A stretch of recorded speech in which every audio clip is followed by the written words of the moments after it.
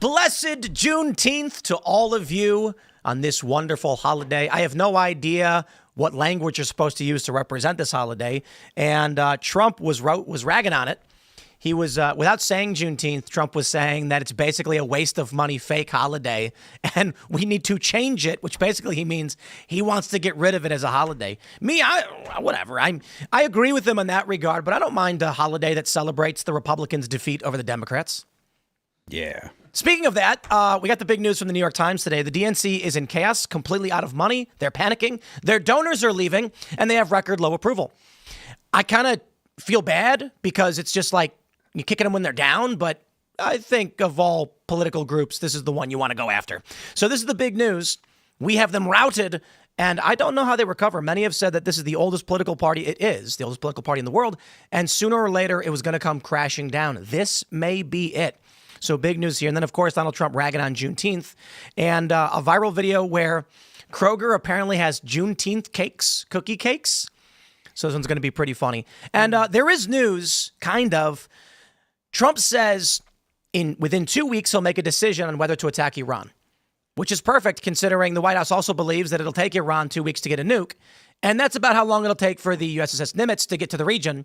So kind of sounds like Trump is like, give me 2 weeks. We're not yet prepared for an attack on Iran.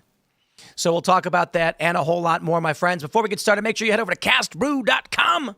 We got all the coffee, delicious coffee. We've got Appalachian Nights. I personally blended this, just for those that don't know. We get all the different samples. I know the coffees that I like. I put together, I mixed it, got the percentages just right, and it is my favorite coffee, I'll tell you. We also got Graphene Dream Low Acidity. But if you're looking for something more festive, don't forget, 2 weeks till Christmas. That's Phil's coffee. It's delicious. It's gingerbread. And also, don't forget to go to timcast.com and click join us to get in that Discord server, my friends, to hang out with like-minded individuals. But more importantly, maybe there's something you're trying to accomplish and you don't know where to begin. This is the best place. There's tens of thousands of people. They're hanging out and they're going to share with you advice. More importantly, maybe you actually know. Maybe you've succeeded and now you want to help other people succeed too. Community is the way you get it done, my friends. It's the most important thing because if you're sitting there by yourself or you're on the internet and you're scrolling through TikToks or doom scrolling X, you're not advancing your goals and your mission, and you can be better. So we're building digital community. We do have efforts to build physical community in the real world with our coffee shop. So don't forget, go to timcast.com, join us, and you'll also get to call in to our uncensored call-in show on rumble.com/Timcast IRL. But don't forget to also smash the like button right now. Share the show with everyone you know. Joining us tonight to talk about this and so much more, we got Nathan Halberstadt. It's great to be here on this blessed Juneteenth, as we decided that we're going to describe it. Merry, happy. Yeah, he said it works. Blessed. I'm Nathan Halberstadt. My writing is at The American Conservative and also at American Reformer. I spend most of my time at New Founding. We're a venture firm that's focused on critical civilizational problems. Really what that amounts to is our objectives align with what MAGA is trying to accomplish, but instead of focusing on policy through government, we focus on the private sector. And so we're backing and investing in companies and reindustrialized or food products that don't have seed oils in them, building charter communities and things like that. Aha. Yeah. Should be fun. Thanks for hanging out. Mary is here. Hi, everyone. I am usually on Pop Culture Crisis here at Timcast, but I'm happy to be back. Right Blessed on. Juneteenth. Blessed Juneteenth. Blessed Juneteenth to you, Tate. Thank you. Yeah, producer Tate here, Tate Brown. Blessed Juneteenth had to be here for Juneteenth. I'm ready to celebrate. All right, and blessed Juneteenth to Phil. Blessed Juneteenth to everybody. It's so ridiculous. My name's Phil Labonte. I'm the lead singer of the heavy metal band All That Remains. I'm an anti-communist and a counter-revolutionary. Blessed Juneteenth to you all. Let's get into it. Here we go from the New York Times. The DNC is in chaos and desperate for cash. Under its new leader, Ken Martin, the Democratic National Committee has been plagued by infighting and a drop in big donations, raising alarms for Democrats as they try to win back power. I don't believe it could happen. At this point, what do they say? Mr. Martin has still not spoken with major donors. At the same time, he's expanded the party's financial commitments to every state and even Guam. He's trying very hard. Now, check this out from Newsweek. Disapproval of Democrats in Congress ticks upward. New poll. I was surprised to hear that disapproval could have gotten worse, but it's really bad. Democrats currently have a 21% approval rating. Republicans, what do they have? Republicans and this, they're at like, what is it? Do they not have enough? I guess this one's not showing Republicans. Republicans are at like high 30s, mid 40s. 32% approval. Is that what it says for Republicans? Yeah. That's 11 points better. Yeah. I think they blew their load on champagne, the 6-figure cost for Kamala's Call Her Daddy appearance, lots of parties, and they kind of just lost the plot. Juneteenth celebrations. And they gave Ken Martin a raise as soon as he started. Well, He was like quietly going to just like take an extra $50K a year. Nice. well, good for them. It's interesting because the argument that we have right now with Trump, with Iran, with the economy, with the border is that Trump's got to get it all done now. Otherwise, Democrats will win in the midterms. I'm not so convinced. Every day, it's just getting worse. And I was kind of confused by this. So I asked our good AI friend, ChatGPT, why were Democrats polling so miserably? And it aggregated some sources making the claim that because of the damage Joe Biden did in the last 4 years, people are continuing to get angry at the Democrats. It seems that the problems people are experiencing today, they are still blaming on the Democratic Party. I suppose the argument is that when your run-of-the-mill person tries looking into why things are inflating and costing so much money, they're not blaming Trump. They're looking at what the Democrats did in the past term, and the blame is still going to Democrats, remarkably. Well, you say remarkably, but as things have trickled out about the previous administration since the change, the changeover, the American people have become very, very skeptical of not just the Joe Biden administration and the things that the Biden administration did, but also of the media that was saying, hey, Joe Biden is fine, et cetera, et cetera. So I think that the loss of faith in the DNC is because they were all, doing their best to hide a serious condition that the president had. Well, I think they also have a man problem, which is fairly obvious. And they're trying slowly to recover from that. But every time that a man in the Democratic Party has an idea of how to fix that problem and appeal to men, they shout him down and instead want to listen to this ham planet Olivia Juliana, what she has to say as part of the consultant class. Gavin Newsom is trying to fix the problem with his podcast. I don't know how that's going for him. And then this guy, Ken Martin, I think this was a couple weeks ago, like Politico found this leaked audio where he was talking with, I think this is something we covered. Yeah, he was like infighting with David Hogg, and he was saying like David Hogg was the reason why he doesn't feel like he can do this anymore. Yeah, like how much of a little bitch do you have to be for David Hogg to David Mogg you? He is an alpha male, David Hogg. He is. Pathetic. A lot of testosterone. Yeah. Seriously. You're speaking to multiple problems, though. Not only do they have a deficit of leadership, but they have a deficit of actual plans when it comes to, but plans when it comes to what to actually do. Like, what is the Democrat Party now? Are the progressives in charge, or are the old guards in charge?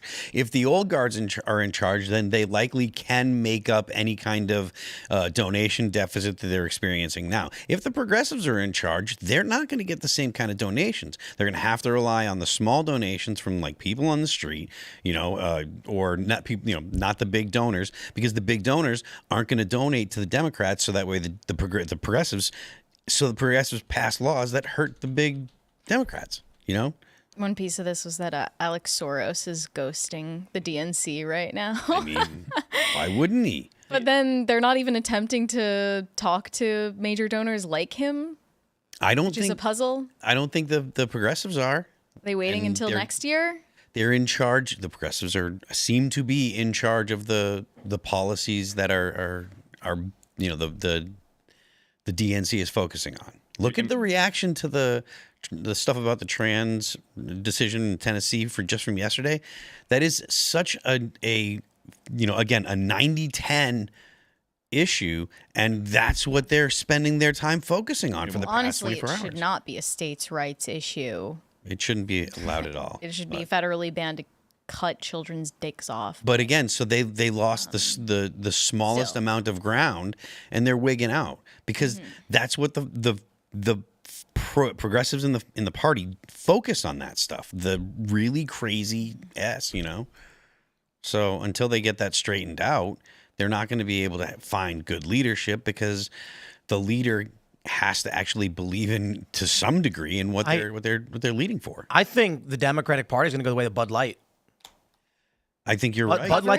Bud Light's never recovered. They lost a third of their market share and have stood there ever since. I know they've sponsored UFC and they've tried to turn this around, but it's just not happening. Same thing with Target. These companies have not recovered from when they went woke and got broke. The DNC's brand is tarnished. So younger people who are now entering the political space, and I don't mean 17-year-olds who are turning 18, I mean 28-year-olds who are going to be entering their 30s soon. They're now starting to get politically active, and they're like, I don't want to be associated with whatever that is. Those people are nuts. There's the flashy issues like the trans issue, which of course put people off, and I mean the activists pushed those.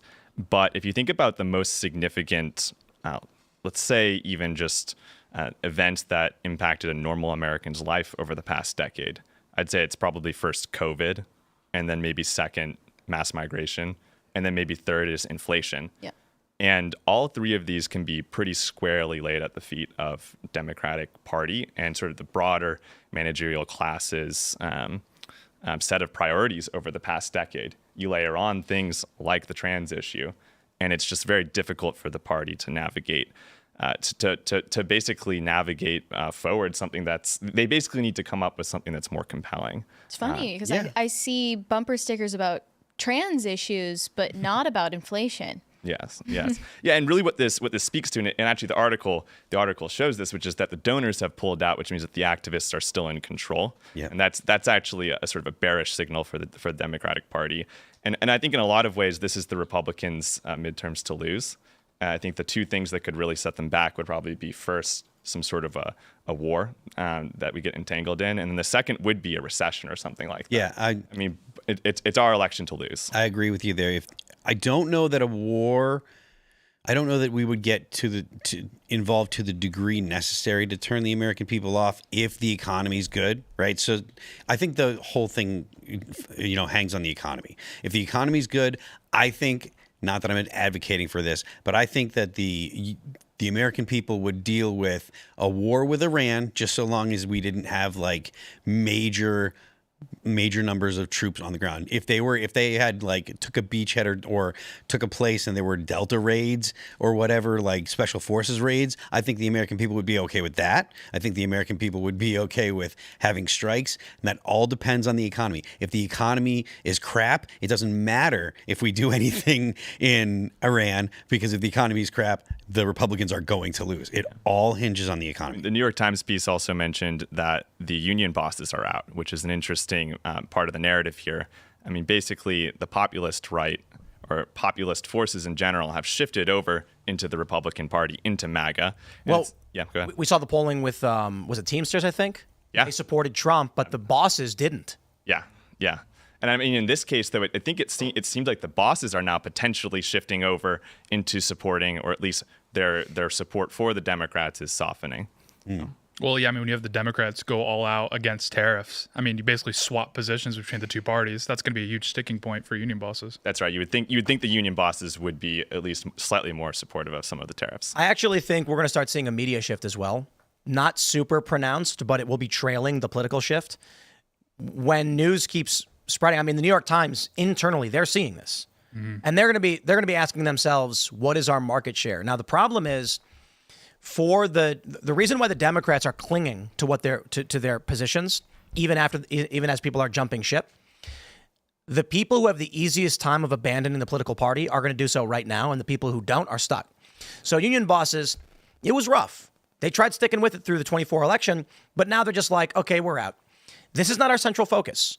We're dealing with our internal organization and our union members and what they want and what's going to maximize the amount of money that we bring in, right?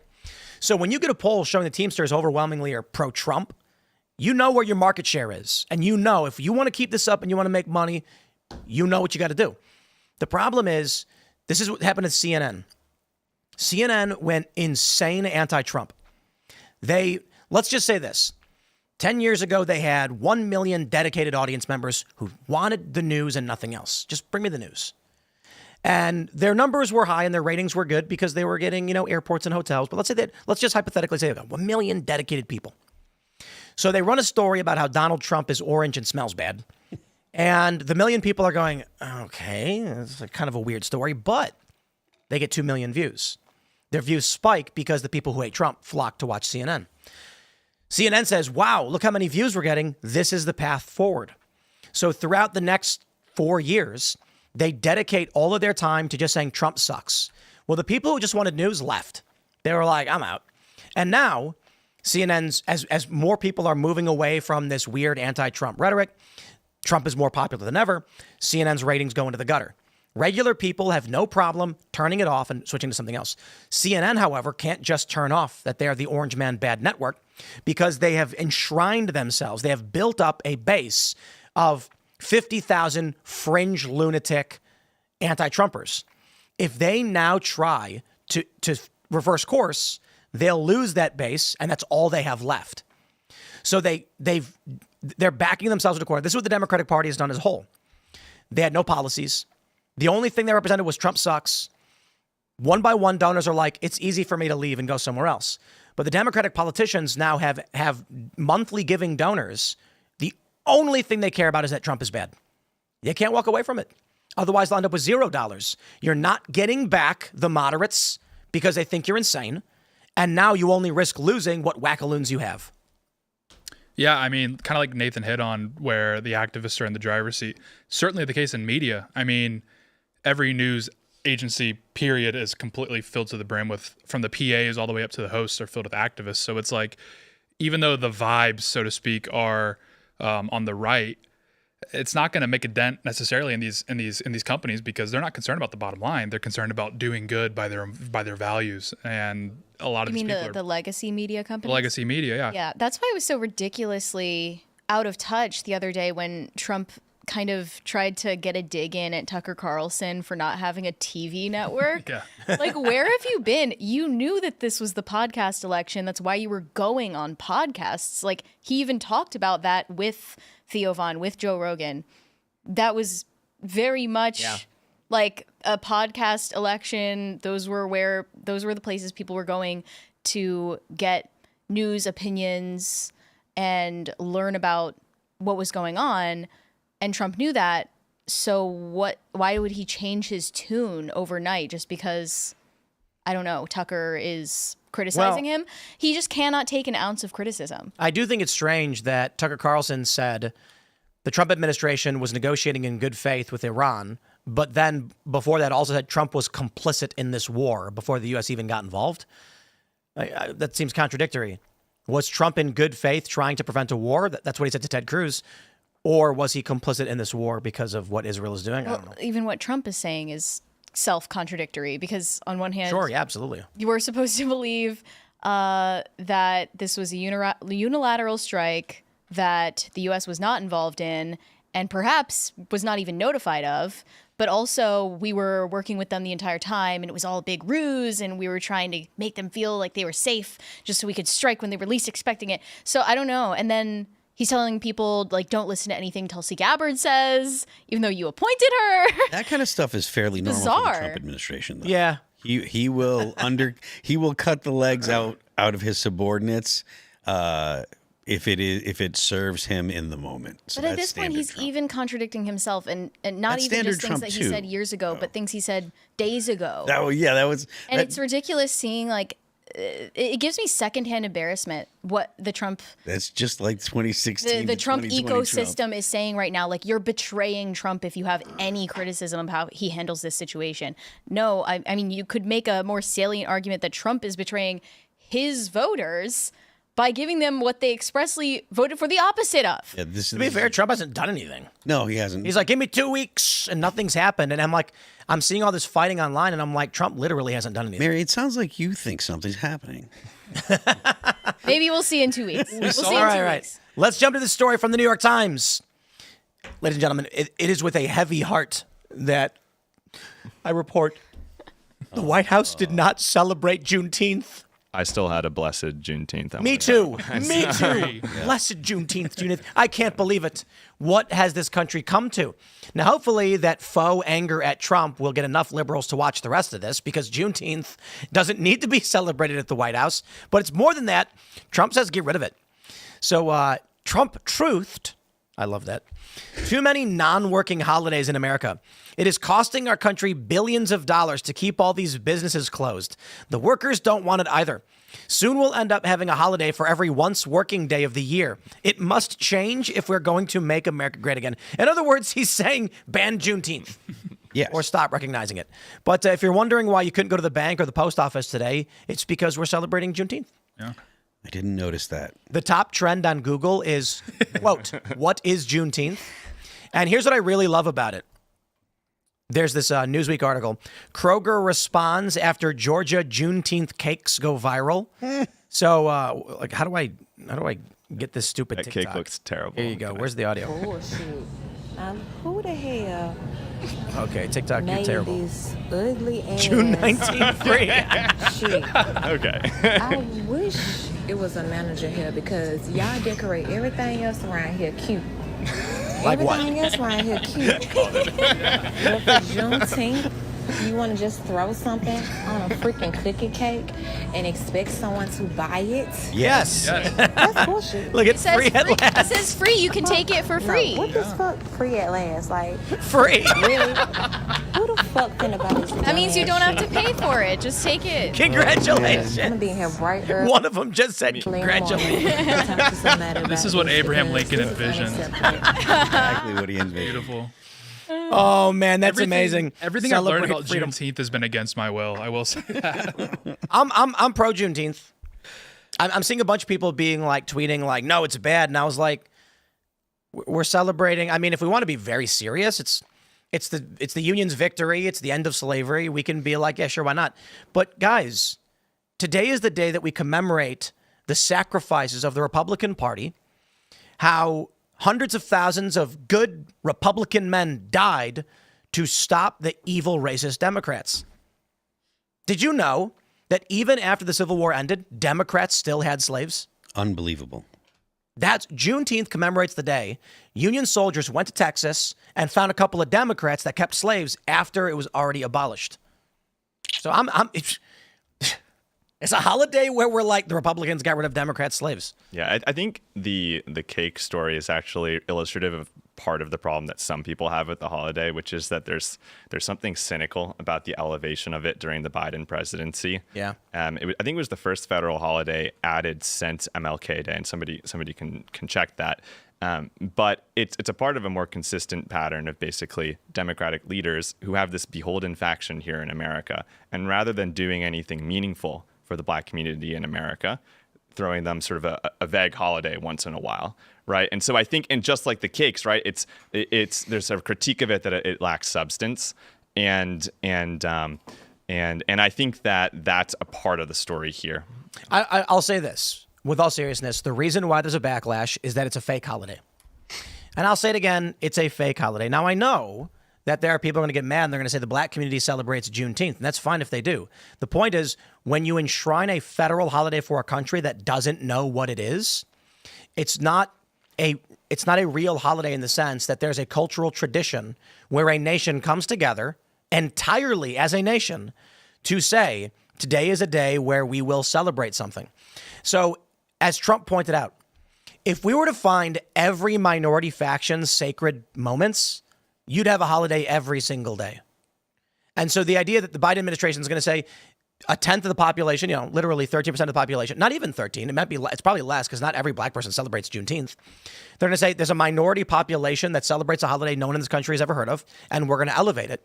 The reason why Kroger just put free on a cookie is because they don't know what it is. Yeah. What's the color scheme of Juneteenth? There's a flag, didn't we hear? Is there not? I like the idea that it was actually a Black employee that decorated the cookie cakes and doesn't know what Juneteenth is. Well, the Juneteenth flag is like, what is it? Green, black, and red? Pull it up. Something like It's that. the Pan-African colors, but it's on the American flag. And that's also like kind of that's kind of the nasty thing about. Oh, no. No, it's red, white, and blue. Is it really? Yeah. Oh. The nasty thing about Juneteenth, I think what leaves a bad taste in a lot of people's mouth is because it kind of came at the same time when the NFL started doing the Black national anthem. And it really felt like there was a secondary Independence Day. And I remember speaking to a lot of my Black friends, and they're like, we already have, and like, this is for everyone, Independence Day. So adding a secondary Independence Day felt a bit redundant. Do we have Thanksgiving flags? No. I want to make one. I want to put a turkey on a flag. That'd be nice. It's simple. Yeah, It's simple. there you go. But I'm just like, why is there a Juneteenth flag? I mean, do we have other No. flags for holidays? No. No, we don't. There's no Christmas flag. I haven't seen. Really? There's no Christmas Is flag. there? There's no Thanksgiving flag. I mean, Christmas. Well, Halloween. arguably Christmas say predates that flags, Oh, I wait, guess, wait, or in wait. some cases. Hot Topic could make Halloween flags. They could put Jack Skellington on it. They could. But I mean, Jack Skellington is actually black. You just don't know because he doesn't have skin. It could just be the Canadian flag. That's scary. arguably the the July 4th is the American flag, but other than that, no, there are no. St. Patrick's Day. They get the Irish flag. That's just beer, though. It should be a federal holiday. I need that day off. To what you were saying, Nathan, I don't think that Black Americans care about meaningful policy change that actually helps them. They just want money. That's 77% of them, I just checked, that support reparations. They just want money and probably also holidays and lip service. Yeah, I mean, Trump did so much to try to pander with the platinum plan, and they don't care. Pardon Kodak Black. Pardoning Kodak Black. I mean, obviously, in a democratic electoral system, all factions are looking to basically solve for what's in their interest, and what's in their interest will sort of vary from faction to faction. And I think there is some truth to the fact that I don't know how many people were demanding for this holiday from that faction. I don't know. Yeah. I'm just saying the vast majority of Black Americans, they just want cash. They just want free money for being Black. Well, I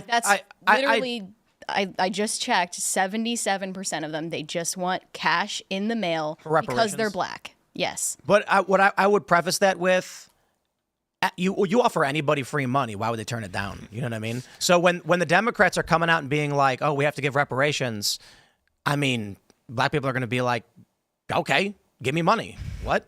Like, if you're going to come out and you're going to say it, why not?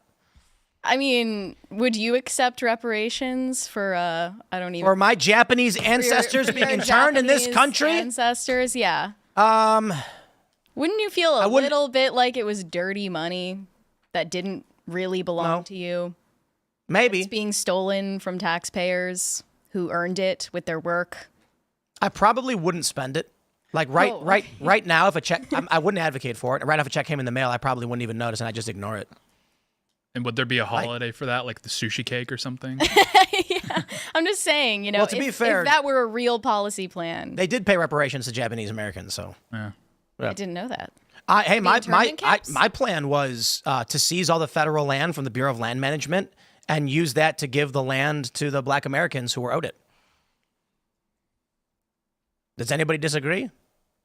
Why should the federal government control like 40% of the land of this country under federal regulation? And this came up with the Bundy Ranch scenario where they were ranching for generations, and the federal government came in and said, we hereby declare the land belongs to the federal government.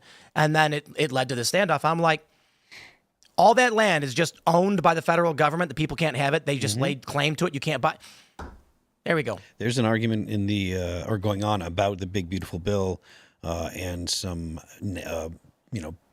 publicly owned lands going private and doing developments, and there's some people that are really upset about that. Well, I mean, the concern is like it's not going to go to just private ranchers. It's going to go to BlackRock, inevitably. Well, yeah, of course. Bill Gates, et cetera, et cetera. So it's like, yeah, it sounds nice to privatize this land, but it's not going to go to people that are actually going to use it. Yeah. Well, I mean. Oh, someone pointed out that the original Juneteenth flag was the Black nationalist flag.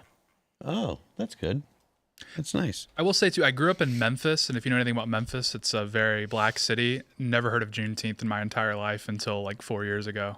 It all started like 4 years ago. Yeah. 4 or 5 years ago. Now, like 2020 was like when things started getting weird in 2012, and then 2020 things just went bonkers. I would suspect real quick correction, that's not correct. The original flag is this one from 97, but people do have it's yellow, red. What is this? Let me open a picture of it. They're currently now selling this on Amazon. And that's like Pan-African colors or whatever. Yeah. Yeah. Change the yellow to white. You can have the Palestinian flag, I don't think which is also the colors of the 4 horsemen of the apocalypse. What do you know? Go figure. Yeah. Did you know that, Mary? No. Yeah. Well, what is it? Red, green, black, and white. Yeah, that makes sense. Those are the colors of the 4 horsemen of the apocalypse. Mm-hmm. That's weird. Mm-hmm. What, that there's colors? No, it's those colors, and it's the same colors of the Palestinian flag. It's just weird. You know. Yeah, in the Middle East, they all cheat on each other's homework. They all have the same flag. They just throw a little seal on it to change it up so the teacher doesn't notice. I guess. Juneteenth. All right, let's jump to this next story from CNN. We have an update. Ladies and gentlemen, this is the craziest story I've seen in a long time. Let me just lay it down for you. Liberals organized a massive protest, the No Kings protest. In Utah, volunteer peacekeepers associated with the organizing group, which is called the 50501 movement, started shooting into a crowd of people and killed a guy. Let me say this for you again. I know that y'all who watch the show have seen us talk about it, but for some reason, this story died instantly. And I don't know why every single conservative isn't just coming out and freaking out about it, calling them out. Let me say it again. These are not far leftists. These are liberal protest organizers for No Kings shot and killed a guy. And to make it crazier, the police arrested the guy they were shooting at. This is the craziest story. Okay, so in Utah, there's this Antifa guy. And you're making me defend Antifa, but I will defend this guy. He was legally carrying a rifle. He did nothing as far as we can tell. Maybe I'm wrong, but right now, the news reports that we have and the video we've seen, he's just walking down the sidewalk, open carrying.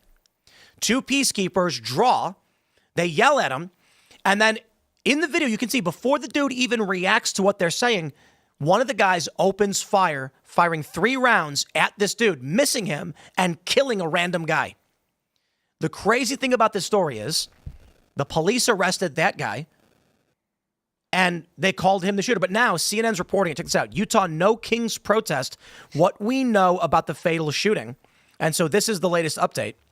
Newly released video appears to show the man arrested on suspicion of murder for the death of an innocent bystander at No Kings protest was Saturday walking away with his rifle pointing down moments before a volunteer peacekeeper opened fire in his direction, according to KSTU.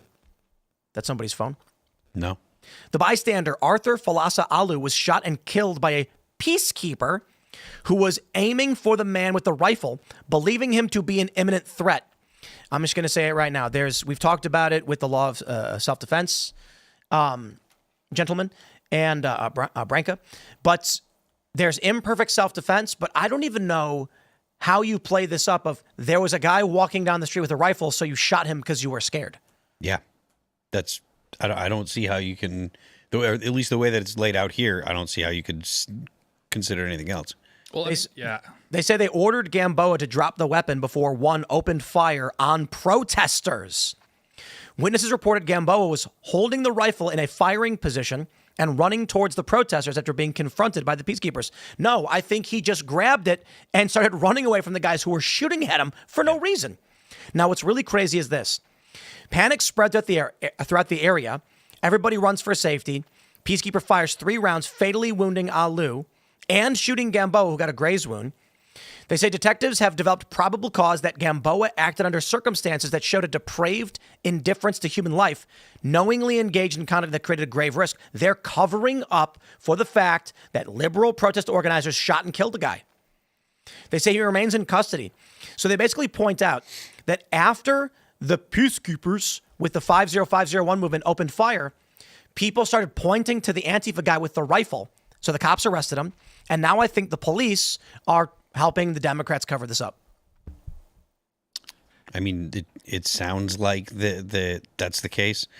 I mean, it just proves the point that the No Kings protest, it really isn't a serious protest. It's basically a pre-planned media circus, and any sort of narratives that don't align with the pre-planned narrative about the No Kings protest are sidelined. And of course, I mean, CNN is at least running a story about it here, but I haven't really seen much at all about it up to this point. And the way it's told is somewhat biased, and this is even CNN kind of post reform.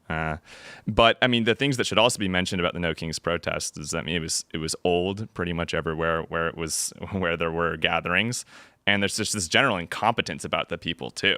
Right? I mean, just randomly firing, missing. These people they're basically not serious. And in some ways, it's actually a very different sort of protest versus what we've seen in LA with the migrants who are protesting out there, where that feels much more serious, much more violent in nature. This one, on the other hand, this feels like it's a bunch of boomers going out for a walk, and I don't know, somebody who shouldn't have even had a firearm most likely was firing. Yeah. I would like to say, you know, people have talked about abolishing various institutions and organizations, but can I just say abolish CNN? You can say that. And I'm going to tell you why. Here's what they say. New video obtained by KSTU shows a different angle of the shooting, challenging the original narrative. Police first said witnesses reported Gamboa pointing his rifle and ran at demonstrators after peacekeepers told him to drop his weapon. But the new video appears to show Gamboa's rifle pointing toward the ground, and he doesn't start running until after the peacekeeper fires his gun. The video also shows Gamboa jogging along the protest route and then ducking behind a fence, a move the peacekeeper told detectives he found suspicious. Gamboa can be seen on video through the slats in the fence, and it appears he bends down. Police have said he removed his rifle from his backpack. The rifle cannot be seen in this video. CNN has not independently obtained or verified the newly released video. It's on X. You can just watch it. There's numerous videos. They've zoomed in. They've edited it. It is wild for CNN to be like, a week later, we still haven't watched the video that's been on X for a week. It might be AI, though. Yeah. Sure. But think about the type of lunatic you have to be to volunteer as a peacekeeper at the No Kings protest. Like, these are people who are George Zimmerman on steroids, like overly eager. I mean, they're crazy. Like, they probably wanted to end up in an altercation like that. Well, yeah, that's the problem with these protests, is that it's the highest congregation of people with like low impulse control and emotionality in America. So they're fired up. And they're bored. Hot. They're bored, and they just want to get out. Yes. They're just waiting. There's adrenaline pumping. They're just like, oh, there's a Nazi, get him. And it's like, what do you think's going to happen? You're going to get a situation like this. It was inevitable. I was actually kind of surprised it took so long. They've raised $415,000 on GoFundMe for this guy. And I say, okay. He's a poor guy, dude. He's just walking down the street, minding his own business, and some liberal dude with an itchy finger just opens fire. And he had nothing to do with So this is the Antifa guy? No. This is a random guy. He's just walking down the street. You mean the guy that was shot? This is the guy who was shot and killed. Not the guy who was missed. Yeah. So the Antifa guy got grazed. They both got hit. But he got a graze when this guy got shot and killed. Mm-hmm. Yep. Unbelievable. Here's my question. Why aren't conservatives talking about it? Yeah, I'm just going to say this. I'm surprised conservatives are as far as they've gotten in the culture war. Seriously. Like, the left makes these videos. You know what? Never mind. I'm wrong about everything. Conservatives are winning. Okay, keep doing it, I guess. We start to make some progress, and then Elon Musk drops, like, by the way, the president should be impeached and he's a pedophile. So it's like, anytime you actually make some progress, it just turns into just eating your own. One step forward, two steps back. Yeah, exactly. So it's like, that's just our tendency. It's like crabs in a pot. So it's like, yeah, we could seize on this, but there's a great battle going on Twitter that I got to get involved in. So... Well, what is it that the Republicans are mostly paying attention to now? It's Israel and Iran, you know. And it's dividing the right. Yeah. Hilariously. Yeah, it seems to me right now, at least, that, you know, just a week or two ago, we had this divide between the populist right and the tech right that was emerging over this feud between Elon and Trump. But that's almost completely forgotten at this point. Yeah. And now the fight is between the isolationists and the neocons. And the question is will this be as easily resolved? Because unless Trump can find some sort of a middle path, he's going to leave one side or the other unhappy. And so I think that the risk here from a coalitional perspective is maybe even more significant than the divide that we saw between Trump and Elon. Do you think that Iran can do it without the United States' help? Do you think Iran can do it? I'm sorry. Israel can do it, can take care of Iran without the U.S. help? I think that Israel has currently. I mean, Israel has started the war. They claim to be able to do it. Yeah, Israel currently, I think, has an asymmetry in terms of the technology and the military capabilities that it has versus Iran. And so I think it's possible that they could do it themselves. I think if the U.S. were not defending Israel, they'd probably be in serious trouble. And there's questions, we talked about this the other night, but I was watching more again on Fox, that Israel's starting to run out of interceptors. So we'll see where that goes. But in regards to, I guess, the coalition and the left and what conservatives are paying attention to, maybe what ends up happening to the Democratic Party is that it really does turn into moderate MAGA versus conservative MAGA or something. What do you mean by that? You're going to have, there's going to be moderate neocon and disaffected liberal types. And then you're going to have the staunch conservative anti-war. Like, basically the left is excised in its entirety. And you're going to start seeing liberals becoming disaffected with the Democratic Party, as we are, joining the Republicans, which will create a new left-right dichotomy where you have the left wing of the Republican Party and the right wing of the Republican Party, and that sets the tone for the new political landscape. I mean, you already kind of see it with the Tucker Cruise interview where you're seeing people on the left like, I hate to say it, but Tucker's a great, he did a great interview here. I got to take his side. So it's like, yeah, we're already kind of seeing the left filter into the right's positions on these issues. And yeah, there could be a point in the next few years at this rate where, yeah, they're just completely out of the picture and they have to take sides with the current Republican dichotomy. Here's a story from Mediaites. Trump ally Laura Loomer escalates MAGA civil war with wild claim Tucker is controlled by Muslims. So it's getting spicy. Laura's great. And you've got this, what do they say? The Washington Examiner's Robert Schmad reported on Qatar's big dollar efforts in May, writing perhaps Qatar's biggest victory in the post-election right-wing media campaign thus far was securing an interview between Tucker Carlson and Qatari Prime Minister Mohammed bin Abdulrahman Al Thani in March. The interview, which has racked up nearly 6 million views across X and YouTube, was friendly, with Carlson praising the country. Schmad added, Qatar paid top dollar to ensure this interview took place. Foreign Agent Registration Act records show that Lumen 8 Advisors, LLC, a legal consulting company for which very little public information is available, helped facilitate between Carlson and the Qatari dignitary. The embassy of the state of Qatar pays Lumen 8 Advisors $180,000 per month to provide media and communication coaching and consulting services. Loomer took that report a step further, claiming Carlson's interview with PM Al-Thani was a paid propaganda piece in which over $200,000 was paid by the embassy of the state of Qatar for Tucker to the interview. A Qatari official, all while knowing Hamas is an Iranian proxy and funded by Qatar. Loomer basically laid out that Tucker was getting this money. She said, Tucker's in an interview with Steve Bannon saying he was never paid, and she said he was a liar, and then showed this. The insinuation, of course, is that Tucker was given $200,000, but this has been the narrative that's emerging largely, not just from Laura Loomer, but from many that are pro-Israel and critical of those who are Israel critical, is that Qatar has been funding them. Now, I don't think Tucker Carlson got paid. I think when you look at this, you can see there's a foreign lobbying group probably reached out to Tucker and said, how can we make this happen? But Laura did make a good point. Who's paying all the travel and production costs? Is there any of that going on? Because what is the point of hiring a FARA lobbying firm to facilitate an interview? You wouldn't need to do it. You'd simply just, you're a government. You reach out to the agency or the network and you say, we'd like to do sit down with Tucker Carlson.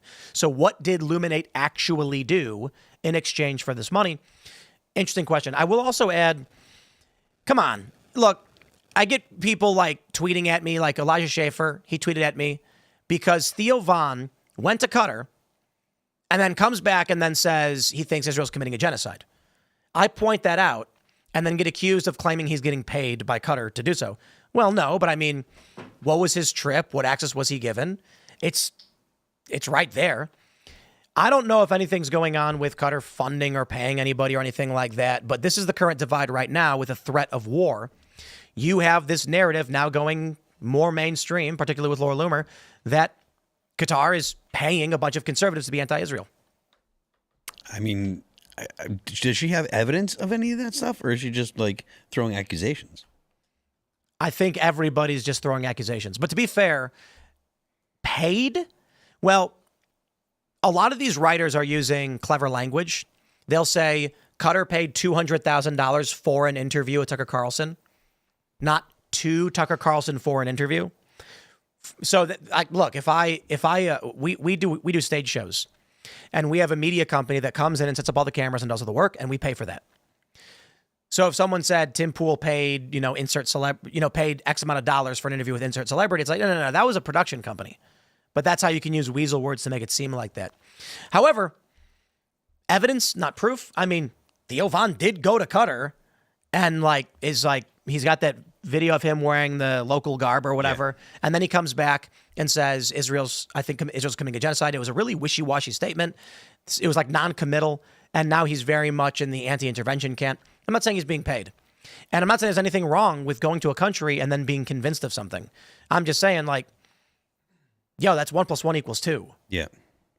Yeah, well, it's weird, how she's paying this, the conclusion, you can't come to Tucker's conclusion unless you're being paid by a foreign government, the conclusion that we shouldn't go to war with Iran.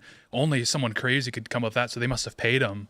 It's kind of a crazy implication. I mean, sort of. That's kind of standard stuff when it comes to this topic. If you disagree with someone, there's a reason, and it's almost always you're somehow being paid by someone involved, whether it be Qatar or whether it be the Israelis. If you one of the things that people default to when you say, well, no, I don't agree because of this. If you see the things that I see and you don't come to the conclusion that I come to, then you must be doing it because you're paid. So that happens on both. That happens all the time with both Qatar and with Israel. The foreign trips are interesting. I mean, in the election season, right, it came up that Tim Walz had been to China 30 times or something like that. And so I do think whenever there's these sorts of foreign trips, I think there should be questions asked of public figures in general, just who were they meeting with, or what sorts of funding, or what sorts of funds are being exchanged. But yeah, the Qatar thing here, it doesn't seem like there's a ton that's substantiated, at least at this point. So. I do think it's interesting that there's a lot of personalities that have, in the past couple of years, maybe even the past year or so, gone very heavy anti-Israel very quickly. I mean, it does feel like it's a bit of it's the edgy, it's like a containment breach, because this next generation of political pundits are just completely allergic to any foreign intervention in the Middle East, rightfully so, because it's been such a disaster. And yeah, obviously going to ask questions of what were the incentives for us to go into the Middle East. But at the same time, when they just completely fixate on Israel, you do start to ask questions well, it's weird that they did visit countries that are extremely adversarial to Israel, and then they walk away with this new agenda. That being said, on the flip side, if you watch the interview with Ted Cruz, I mean, Tucker wasn't picking on Israel. He was just saying, let's not go to war with Iran. He was picking on Ted Cruz. Yeah, it was literally a struggle session. And Ted Cruz is he's generally very good in interviews, even combative interviews. So it was that it was totally That's only if he's in a combative interview with someone from the left. But when he is getting attacked from the right of him, he can't respond. No, he felt like he took a knife in the side. And I got a question for you guys, because there was one exchange that I thought was really weird, and that was the issue of the Bible says blessed are those who bless Israel and cursed are those who curse Israel. Yeah. And Tucker's point was the Bible doesn't literally mean the current political state of Israel, does it? And Ted Cruz said yes. Is that the case? I'm not a Christian, so I don't know. I mean, yeah, I'm a Christian, and you could go into all of theology, but the divide is dispensationalism versus covenant theology. And a lot of evangelicals subscribe to dispensationalism, which is every promise that God made to Israel is literal. He is talking about the current state of Israel. And people that subscribe to covenant theology say, well, when Paul addresses the church and calls them Israel in the New Testament in 1 Corinthians, he's saying that the church is basically absorbed all of the promises made to Israel. So it's a big divide in the church, but what's driving the Christian Zionism movement is that dispensational interpretation of the Old Testament covenants. But this is still a different argument. Well, I mean, yeah, so what Ted Cruz is saying, oh, well, it literally says that, it's because he has a dispensational theology. He's saying, no, it says right there, it's Israel. And then someone that subscribes to covenant theology says, no, Christians replaced Israel we are now Right. Israel. Those promises apply to the church. Is that what you think Tucker is saying when he brings that up? Yeah, Tucker subscribes to covenant theology. I think he's an Episcopalian, and he actually did a whole podcast with a theologian about covenant theology and dispensationalism. It's a big divide in the church. Typically, divides Reformed Protestants to evangelical Protestants. It's mainly because Protestants just look at the Bible and decide what they want it to mean. All right, relax. We don't need to debate. We'll save that for culture war. But well, there's a lot of Catholics that have dispensational theology. That's true too. Yeah. So it's a divide. It's a theological divide that crosses sex, so to speak. But I know that. yeah, dispensationalism. It's very common in mega churches, like your Joel Osteen types. They're very big on it because it's very literal. It's like there's a verse where it says like, "Oh, God is gonna, you can build up treasures in heaven." So they're like, "Treasures? That must mean money. How do I get richer? Maybe I should go to Joel Osteen's church." Yeah, And it's that's like, the meanwhile, Jesus is like, "By the way, if you follow me, you're gonna get poor." That's just kind of how this works. But they kind of, stiff arm that. Yeah, it's a big problem. yeah. What's it called? When they say if you do this, you'll get money. Prosperity gospel. That's it. Prosperity gospel. You'll Good get Lord. money? Yeah, I prosperity. like that gospel. one. It's a very uniquely American Christianity too, because it blends what makes America great with what makes Christianity great, and the result is something very nasty and awful. That's Protestant. It's a type of Protestantism. I mean, it's kind of Not Catholicism. gyrated out of Protestantism. Like it's non-denominationalism. Oh, okay, And wow. it's in the name, non-denominational. They're not part of a denomination. It's just kind of a free for all. And the pastor gets up and he gives like a TED talk, and they play like rock songs. And nothing there resembles church. It kind of resembles like Lollapalooza a little more. So yeah, it's a big disaster. How you feeling, Mary? Go to a good church. I mean, yeah, you know how I feel about that. I'm just watching him just squirming. Just like, God. Shiver me timbers. These heathens. But somehow Heathens. if you're Ted Cruz, you extrapolate from that you should take money from AIPAC. Yeah, that's literally his That's consensus literally how it saying. works. The- How much is the- he taking from No, AIPAC? Christians are the chosen people. It's true. Fact check true. Read 1 Corinthians. It says very explicitly. Does it really? Yeah, it says specifically the church has been grafted into Israel. Ah, okay. So not the current 1947 UN charter. That's why Christians don't follow the old law. I mean, yeah, I don't want to mix linen with wool or whatever. You go to hell for that. Yeah, isn't that the most like stereotypical new atheist Oh, yeah. rebuttal that they're like, but you eat shellfish, so you're not a real Christian. Like, oh, I don't even know how to respond to something good, so why does stupid. bad thing happen? Yeah. Like there's a million. That's books on definitely like the top rebuttal. Well, that's the one that I want answered most. this. That would be a 2-hour-long podcast, probably. Yeah, that has to be a culture war episode. I guess the problem is you're approaching from good faith. Typically, people that ask that question are approaching from bad faith, like it's some gotcha. It's like, oh wow, It's just the left doing it then. what are you, Richard Dawkins? Yeah, you're a genius. I figured it out. What'd you do? Yo, Ted Cruz is wrong. Okay? Israel's right here. Look, It's true. see this? Israel?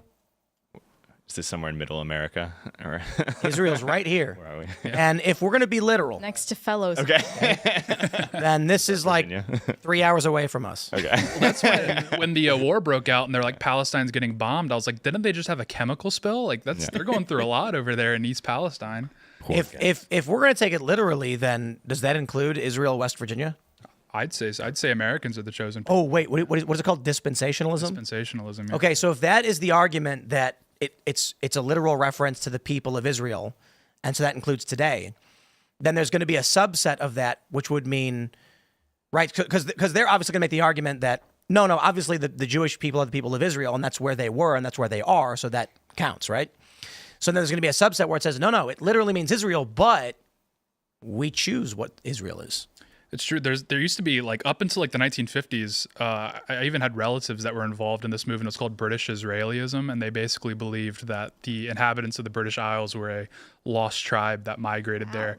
And it was actually like not ubiquitous, but it was like had a lot of people that adhered to that in America and England and Canada. So it's like the Black Israelite movement for British people? Yeah, literally. And it was a big thing. It drove a lot of like Freemason ideas. I wouldn't be surprised if a few founding fathers identified with British Israelism. It was a really big movement.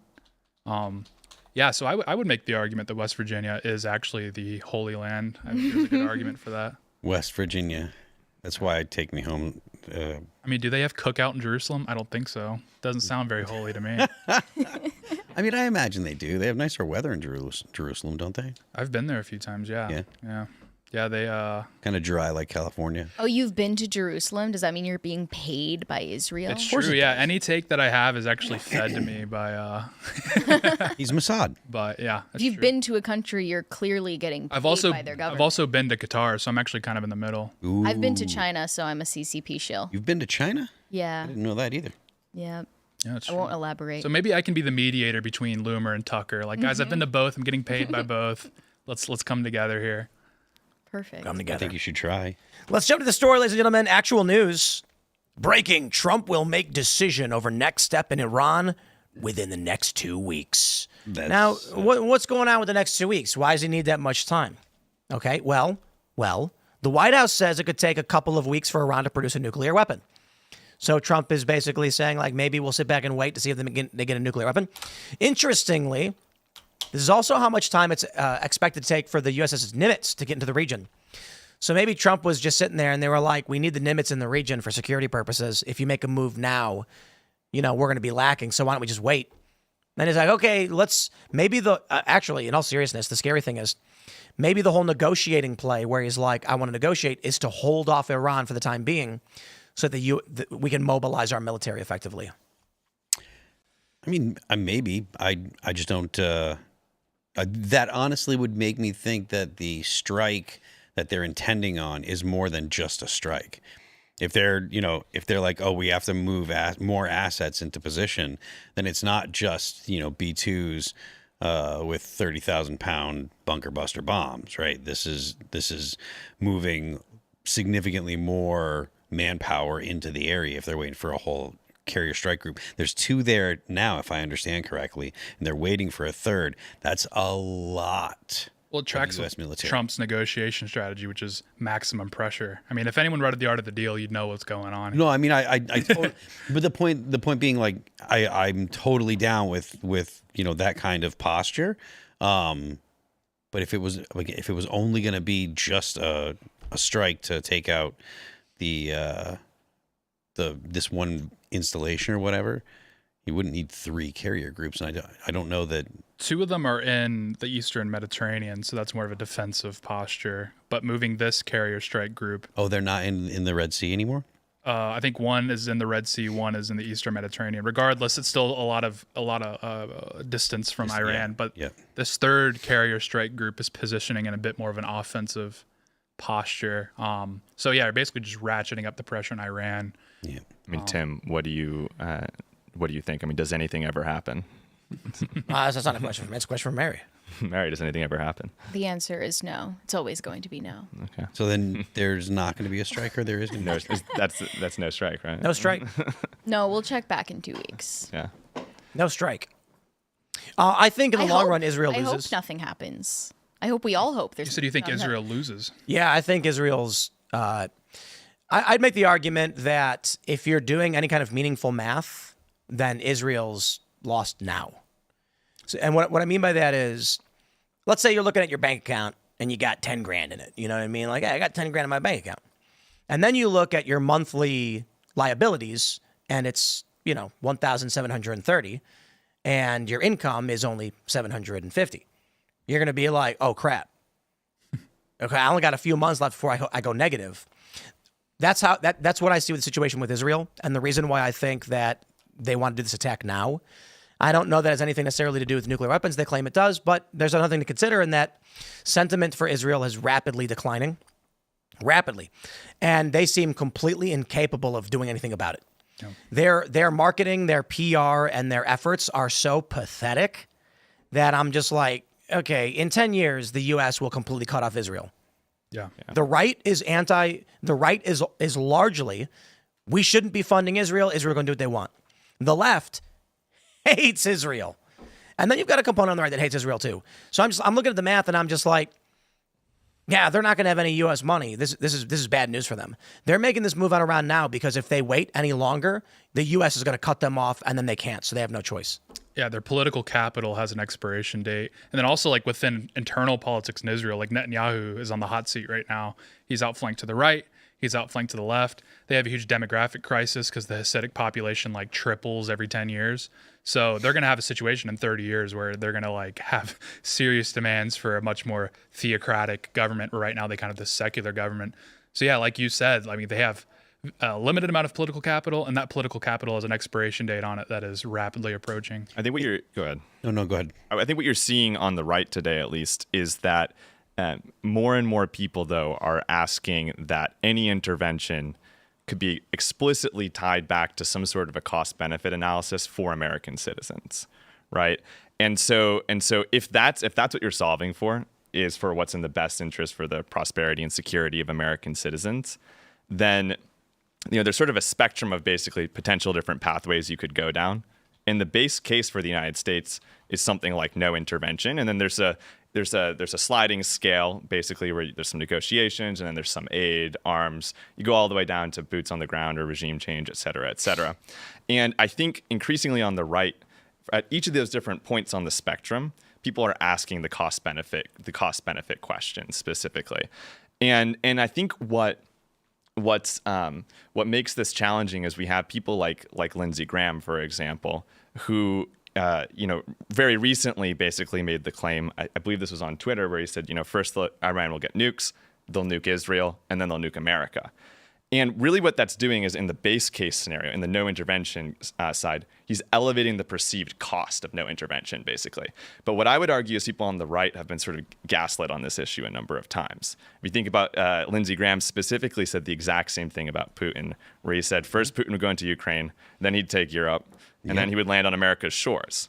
And in my case, I'm not a specific Israel-Iran expert, right? I don't actually know what the exact chances are that Iran will nuke New Jersey.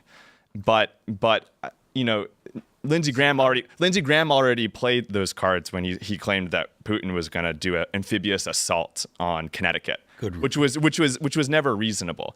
And so I think then you add in also Iraq, Afghanistan, the Vietnam War, all of these things. And I think people on the right it's reasonable to be skeptical when these people sort of bang the same sets of arguments. Now, it might be that there might need to be some aid or negotiations or things like this that would end up being in the best interest of Americans. But it's really important that we fixate on American citizen interests as the core thing we're solving for here. I was just thinking about how we were talking before about Qatar. The accusations that they're funding all this influential operation. Israel's got money. Why wouldn't they be doing the same thing? So if it is the case that Qatar is funding a bunch of sentiment opposed to Israel, and, we do know that, like, Al Jazeera Plus was super woke. The issue is, why isn't Israel doing the same thing? And more importantly, why aren't they winning? Let's look at it this way. Let's say that there's a bunch of foreign adversaries that are flooding U.S. social media. This is the more legitimate accusation, in my opinion, that you've got people in, say, Pakistan. They create social media accounts where they masquerade as Americans and then will spam blast people's feeds. And this is like one guy. It's like literally not a campaign. It's literally a guy in Pakistan, and he's like, I'm an American. And this is largely why many people have called for Elon to create a nation filter so we can only get tweets from Americans. And then I tweeted something similar. Why aren't the Western powers that support Israel doing the exact same thing with sock puppets? Why aren't they creating a counter narrative that Israel is the victim, that Israel should win? How is it that Israel is losing the PR game? Well, how do you know they're not? Well, okay, then the reality is they're weak and pathetic. Well, I think they're also dependent on the goodwill of previous generations, where it was kind of a consensus, especially among like political wonks, that Israel is the only democracy in the Middle East we have to support this, and it was a given. So I don't even know if they had a media apparatus to whirl up in time for a situation like this, where within 10 years the wind completely blew the. No, I'm saying, like, the U.S. has engaged in sock puppetry before. Right. They did it in the Arab Spring. So there's no, like, I'll put it this way: if there's a bunch of countries that hate Israel and their citizens are spam blasting social media saying, like, don't support Israel, where are the individuals who support Israel to counter that message? They don't seem to exist.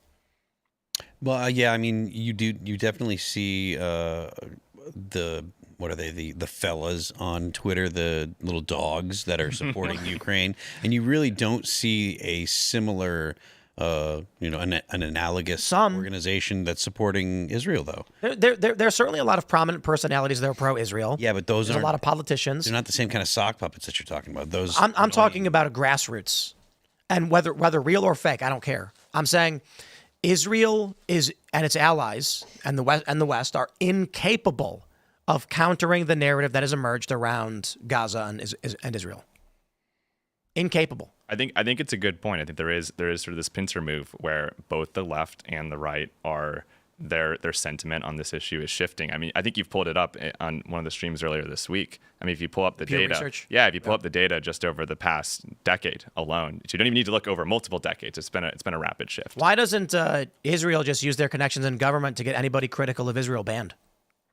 Why doesn't Israel have people? Because then you'll alert the goyim. Well, like Hassan. Why doesn't Israel just get Hassan Piker banned? I don't know. Well, I think that maybe the alternative to sock puppetry in favor of Israel is fomenting a message on the right that you shouldn't care about this conflict and that you shouldn't talk about it. And that's a sentiment I've seen on the timeline in the past week, especially. So here's like a good example. Lurch685 says, why isn't Israel doing advocacy? WTF is PragerU then. So if you lack the understanding of the point I'm making, let me try and help you out. There are run-of-the-mill accounts, not big organizations at a grassroots level, that all over X are saying Israel bad. And perhaps it's because Israel bad. I'm not arguing that. There is not the inverse. There are some people who do it, but it's nowhere near the volume. And so my question is, why isn't Israel engaged in this kind of manipulation? Why aren't Western nations engaged in this PR campaign, whether real or fake, whatever? My point is, online sentiment right now, whether it's from Americans or otherwise, what you see when you go on X is Israel bad. Mm-hmm. You do see some people saying, yay, Israel, but they're usually ineffective messaging, and there's not that many of them. Well, that's why I'm saying the majority of the messaging I'm seeing from prominent right-wing figures is not Israel bad or Israel good. It's you shouldn't care or pay attention to this issue because it doesn't concern you as an American, which is false. That's most of what I've been saying. And I don't think that that's necessarily people getting paid to say that, but the trickle-down effect is like that is the message that's getting echoed throughout the right wing. Do you think that Ukraine had the grassroots support here in the United States, or was it mostly? Yes, it did. This is another point. This is what I'm trying to make. Explain. Yeah, you can see random libs all over X with Ukrainian flags. That's true, and they will spam you into oblivion. And not only that, I mean, look at the flack that I got when I said, okay, so the story is, Germany issued an arrest warrant for Ukrainian. There were 3 Ukrainians accused of bombing the Nord Stream pipeline. They did it to force the West and Russia into a war to their benefit, which I would say is a criminal action against a NATO ally. And I said that makes Ukraine an enemy of this country. Germany issued the arrest warrant. Holy crap. The spam that I had to deal with was insane. Like, hundreds of emails every hour. It's 100 plus. I'm getting death threats. Jordan Klepper in the Daily Show did a segment about it like a year later, and it's like an ongoing talking point where like Tim, was paid by Russia. He's Russia. Wow, nothing like that for Israel. Nothing. But there's a what little I'm bit trying sometimes. To say is it might be more effective for them to encourage Americans not to consider this issue. You're saying Israel is advocating people not care about Israel? I'm just saying it would be more effective for them to spread that message. Israel? Yeah. So okay, I'm just trying. This is not an argument. It would be more effective to encourage people on the right to just say, trust Trump. He's going to do the right thing no matter what. I disagree. Prominent conservatives who a few years ago had no opinion on Israel have now been getting millions of views saying Israel is evil. Like whom? There's a handful of personalities. I'm not going to drag this into drama, but there are prominent conservatives who 3 years ago were not talking about Israel and now routinely talk about Israel. And from a PR standpoint, this is pathetic in terms of Israel's strategy. Well, I think that Okay, also let's put it this way. 18 to 49-year-olds went from, in 2022, 35% were critical of Israel. Now 50% are. No country is going to be like, that's a good thing. With the passage of time and as boomers die, I think Republicans see an obvious shift where Gen Z and millennial people on the right are not going to have popular support for Israel. I think that it might have something to do with less religiosity in those generations, that they didn't absorb those dispensationalist ideas. But why critical of Israel? I didn't say that they're necessarily critical of Israel. That's what the shift was. From 35 to 50, it was critical of Israel. Like a growing trend in the 18 to 49-year-old demographic is critical of Israel. And the question is, why is that happening? It's also because a lot of young people are left-wing, and part of that kit and caboodle is being pro-Palestine. But younger Gen Z is moving rightward. Gen Z men. I wouldn't say Gen Z in general. So it is largely Gen Z men, but younger Gen Z is shifted rightward. I think supporting Trump. Yeah. And although the females are still left leaning, Gen Z at younger Gen Z is shifting this way. My point is, my point is this: Israel's PR tactics, cyber war, and informational war is one of the worst I've ever seen. I mean, you can look at countries that have done a way better. Singapore does a better job of repairing its image. Yeah. And now what we have is, sure, October 7th was bad, but the bombings that Israel's engaged in have gone viral. And they are being spread around like crazy, to the point where there are people on TikTok that just spread photos and videos of dead babies. And this narrative messaging works. So it goes like this: out of sight, out of mind. This is why Coca-Cola spends billions of dollars on marketing, even though everybody knows what Coca-Cola is. They want to make sure that when you're driving down the street, you see the sign. Because then when you go to the restaurant, you're like, I'll have a Coke, because it's in your mind. You know it. Because of the Israel-Gaza war and whatever is going on with social media, the mass spreading of these videos, you generate a movement of people that are going to protest in the street and do all of these things. If there was a suppression of any conversation pertaining to the war, you wouldn't get activists, because they would not know what was happening. If you don't know what's happening, you can't partake. So the point I'm ultimately making is, Israel is either incapable, and the West is either incapable or unwilling to engage in PR strategies to defend the image of Israel and support thereof. It's also a numbers game too, because like with Ukraine, the support for Ukraine was purely political. They're a democracy. They're in Europe. We should support them. But like the dichotomy with Israel and Palestine is completely different, because there's kind of an ethnic component to it, because it's pan-Arabism. Like from Morocco to Indonesia, those are Muslim countries, and they kind of feel this connection with Palestine. So that's part of the reason. Like if you're a political pundit and you post something that's critical of Israel or pro-Palestine, you're going to tap into a massive audience that you otherwise wouldn't be able to tap into, and you get massive engagement. You go, wow, this must be popular. And if you dive and just spot check the likes, these aren't going to be Westerners. These are going to be, Indonesians. These are going to be Pakistanis. These are going to be Algerians. Well, so Laura Loomer brought this up, and I didn't fact check it, but this was the point she made, that Jackson Hinkle is now in Moscow. Yeah. He had one famous tweet where he said that something about GTA having a female lead was because of Israel. and he got thousands of retweets for it. And it's like, he found his audience. There are many people around the world who hate Israel, and they'll make you rich and famous. Wait, what was the argument though? I can't remember. Let me see if I can find what he said. Well, he identifies as a MAGA communist, which is a non-starter. Oh. I've never heard that one before. Jackson Hinkle? Yeah, Jackson Hinkle identifies as a quote MAGA communist. But he's tapping into that third world engagement farming. It's a big thing. Does that mean like I don't know? Here you go. Fiscally left, socially right? GTA 6 is haram Zionist propaganda. Ban GTA 6. When did he post this? December 5th, 2023.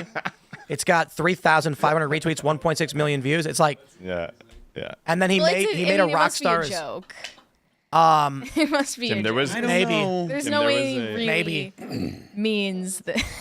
Tim, there was a story 2 weeks back, and I think adds an interesting layer to this. It's in the Wall Street Journal. The headline was BCG fires 2 partners over Gaza aid work, and the headline is.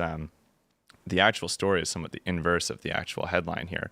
Really what happened was 2 Boston Consulting Group partners. And if you're not familiar with Boston Consulting Group, it's sort of a prestigious, elite American consulting firm.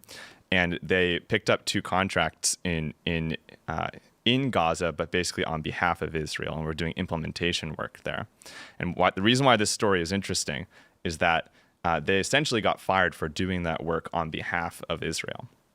And what I think is what's notable about that is that basically some of this sentiment has moved beyond just activist groups and things like this, right? That's a serious institution that's quite influential in America, where I think that sort of work probably would have slid by maybe 5 years ago or something like that.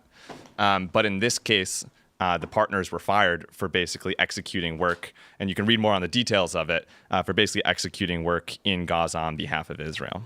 So. Interesting. What do we got going on over here? Let's jump to the story from Daily Mail. We got the story from the Daily Mail. MAGA influencer Charlie Kirk sparks outrage with controversial advice to female students. What did he advise her to do? Something like get a husband. Maybe. Yeah, that's have babies. Super controversial for a woman to get married. So he actually said that women only go to college because they want to find husbands, and that's the real reason. So over the weekend, Kirk took questions at a Turning Point USA-sponsored event in Dallas, Texas, where a 14-year-old girl asked for his advice on attending college and the pros and cons of higher education. After the girl mentioned she was interested in pursuing a career in political journalism, Kirk asked all the girls in the audience to raise their hands if their top priority is to, quote, get married and have kids. Many of them did, including the girl asked the question. And then he said, you should go back to getting the Mrs. degree. Slang term for going to college to find a husband. And he said, no, seriously, and just to be clear, that's why you're going to college. Don't lie to yourself like, oh, I'm going to study sociology. No, you're not. We know why you're here, and that's okay.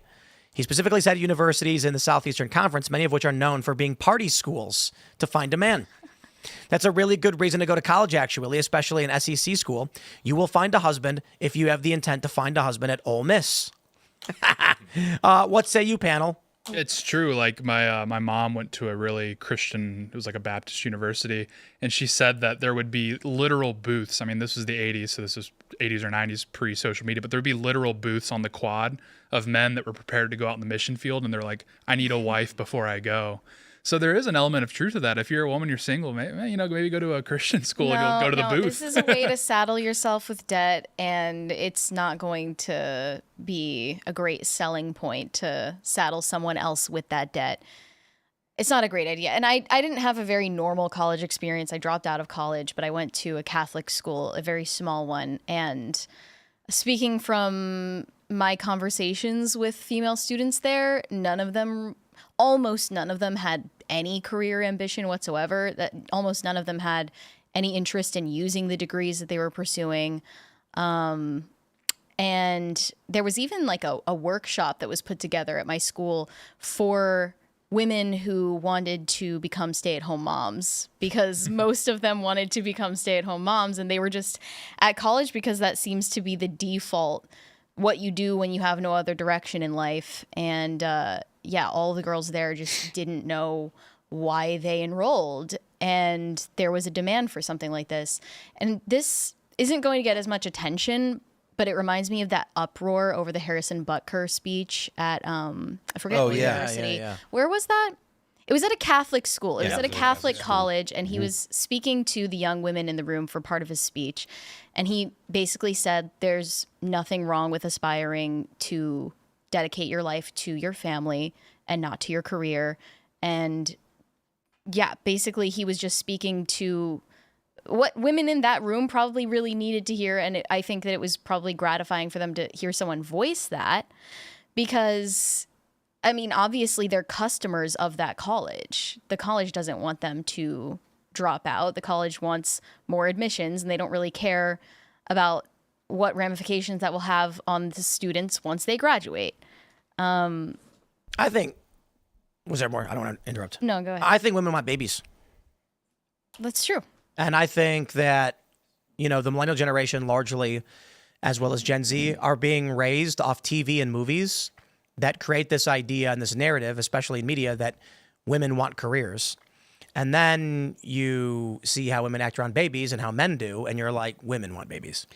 Women definitely want. But I think that maybe what men don't seem to relate to in the female experience is just how much of a paradigm shifting, life altering event motherhood is for women. And that's why so many of them, especially young women who aren't even close to getting married, that's why they're scared, because they see that there's kind of a dearth of capable, competent men who aren't commitment phobic, who want to be providers. There are a lot of men who actually would prefer to be in a dual income household these days. I think what's happened to society is that everything's going to go the Elon Musk way. IVF? Everyone using IVF? No, not IVF. I think Elon's largely not using IVF. A bunch of fatherless children. Yeah, because here's the thing. I think the majority of his kids are conceived by IVF. No, I don't think that's true. I think some of them may have been. That's a rumor. But we know that many of them were not. The kids we know of were not IVF. Some of them are reported to have been. But either way, that's not the point. The point is, if young women are like, I want to have a family, but men suck, they're going to start going towards wealthy, successful men who have the means to support multiple women. And they're going to be like, okay. Well, I don't think that they desire to not have a loving relationship that is monogamous. I think that most people want to be in a monogamous relationship. Probably. Including those women. I'd imagine what they really want is a strong man who can provide for a family. Short of that, they'll go the next step down the list, which is a strong man that can provide, but he's kind of cold and distant. Short of that, they'll be the rich man who can provide for themselves. Yeah. That's why all of them are in the corporate world and they're quite enjoying themselves. I don't think they're enjoying themselves. I think those women, I think short yet? of finding those men that they would perceive to be capable partners, would rather stay single. And it's proven that women are more capable of being happy and self-sufficient while single. Men actually have much worse outcomes if they remain single and unmarried. Yeah, I can see that. I'm wondering what would happen if there was no birth control, though. Everything would change. Literally everything would change. Fix everything. Yeah. And I'm glad to see that a lot of women are kind of decoding the lies that were told to them by their doctors, by Hollywood, by their own parents, sadly, that they should kind of despise their own hormonal cycle and that there's something wrong with them for being fertile. We would live on a totally different planet. Yes. I mean, women today on birth control, tell me how they're functionally any different from men. They look like women, but what about them makes them different if they've neutralized their reproductive asymmetry from men? Yeah, it's a completely morbid system where like all the incentive structures bend towards sterilizing yourself. Yet our brains are still wired the same way that they were when there was a reproductive asymmetry. So that's why the dating world just makes zero sense now. You can go on like subreddits where it's like men going their own way or whatever the female equivalent is, and like every piece of advice on there is basically just telling you to ignore that voice in your head telling you stop, this is wrong. So it's we got to break this one down, but the data shows that women rate a higher life satisfaction. However, that has nothing to do with happiness. Guys are always going to rate themselves lower because that's how men are basically built, to always be striving to be. You're always slightly below where you want to be. That's why you're trying to do more. Women report higher frequency of negative emotions. That is true. There is a mental health crisis, especially in young women. But just negative emotions. Yes. Yeah. And they're naturally more neurotic, so that makes sense. I also want to point out, like, there is some nuance that Charlie Kirk was ignoring in this answer that he gave, because I just through a cursory search of his marriage, he was married in 2021, and his wife did go to college, and she's also a handful of years older than him. And she's a businesswoman. She runs a real estate company, and she has a long, illustrious career before they even met. So, I mean, it's not over for you if you go to college and don't get your MRS degree, or if you delay reaching those milestones. I don't think a 14-year-old girl needs to be worried about that. I think there are better things to worry about at the age of 14. So I went to... I don't necessarily say where I was, but this prominent individual's place who has a bunch of action sports equipment and things like that, because it's their privacy, right? Yeah. And I was there with the wife and the baby, and there was a big event. And, we go into the lounge area where they've got food and drinks and couches and all that. And I'll just ask you, where do you think the guys ran to? The man cave. The men. Yeah. In this lounge area with a couch, food, and drinks, the men all came in and immediately went towards one thing. The bar. Yeah. That's indeed correct. There was beers, and everyone went and grabbed a beer and then went, IPA, and put it back and then grabbed a Bud Light. Where did all the women go? Was Couches. there a kitchen? And why did they go to the couches? They went to the couches. And why did they go to the couch? to talk? About what? About the guys. Each other? No. Their outfits? Nope. It's not a trick question. I explained the scenario. Let me try again. Why aren't the guys coming over and talking I was to at us? this lounge with my wife and child. Where did the men run to? The bar. And where did the women run to? The baby. The baby. Oh, okay. All right. All of them. The men go in, they walk in together, and the guys turn right to the bar, and they go to the fridge, and the women went, ooh, and they all ran backward going, ooh, To the baby. at the baby. And we all laughed, and it was fun, and it was cute. And I have no disdain or anything for the men for wanting to do that. And I'm just like, especially having a kid now, and again, I say this every time because I know people who've had kids younger know this already. Women are always gushing over babies. Mm-hmm. And I'm like, man, you really start to see it. This whole machine state system is imbalanced. I have no problem with women getting careers and being political journalists or whatever they want to do. I'm not saying they shouldn't. I'm just saying that there is a machine state apparatus that tells women to be girl bosses is imbalanced. It is not congruent with what women are likely to tend towards. Yeah, I mean, my favorite point on this issue is if you compare North and South Korea, and this is not an endorsement of North Korea's political system, but South Korea has the worst fertility rate in the world, bar none. It's like 0.6. And then North Korea's is like 3.1. So if you're looking at the two countries, one country's population, when exposed to their system of government, gets exterminated, and the other people just sort of endure it. Again, not an endorsement of North Korea, but it's How interesting many of them that survive adulthood is up to a but question. the interesting point is that the human spirit is willing to endure literal Marxist terror, but when exposed to liberal, when exposed to liberal democracy, they just This is self-exterminate. what I've said, like, Feminism. Yeah. there is an inverse relationship between comfortability and prosperity and fertility. Yeah. I don't know what to make of that, but as long as people are comfortable, they're not going to want big families. I don't why. I wish I knew why. Well, There's something about, as you said, the human spirit. You need to feel like there's some kind of adversity or danger, or basically the idea is if you feel like you're not going to survive, you need to reproduce faster. I don't know if I agree with that, but A part of this is that children have been, to a large extent, siloed off from just general society, especially if you live in a city and you work in some sort of a prestigious job. Right? If you're in New York City and you work at a bank or something like that, you could seriously go 3 months and just not see an infant. And I think that might partially explain the phenomenon that you saw, where everybody was rushing to the couch in order to interact with the child. Now, if you're a part of a church or things like that, you might, in those cases, interact with children. But even then, you see churches sort of segment by age demographics as well, right? Where there will be a church where all the young adults go to and another one where all the boomers go to or whatnot. And the cry room for the babies. The other element here, though, is they just... really have those? Yeah. So the children Not at even all are sort of churches. separated away. It's a weird like stigma against your baby crying where you have to go into this soundproof room so that you don't disturb everyone during the sermon, which I think is preposterous. I don't have any. I don't get annoyed at all by crying babies. Well, If your church isn't crying, it's dying. Yeah, Cernovich made the point. He was like, notice the hostility towards crying babies on airplanes. That just says everything about our society. Yep. Oh yeah, That it's it's like outrageous. the most outrageous disturbance possible is the sound of what you sounded like 30 years ago. Yeah. Like, it's, Well, I think it's a lot of people who also didn't grow up with large age differences between their siblings, so they don't even remember a baby being in their household. yeah. That includes me as a one of 3 children. I don't remember my younger brother being a baby. I didn't hold him or take care of him as a baby because I was too young. So there's a lot of alienation that starts even from the beginning of your life. And I think So you were like Angelica. What? Everybody got who understood that reference? You're too young, I guess. I don't know. You're Angelica. Yeah. Oh well, you know. me. The chat understood. I'm actually too old for that one. Care to Are elaborate? you serious? Yeah, because I never watched the Rugrats. But you know what the Rugrats is. That's because he said it. Oh.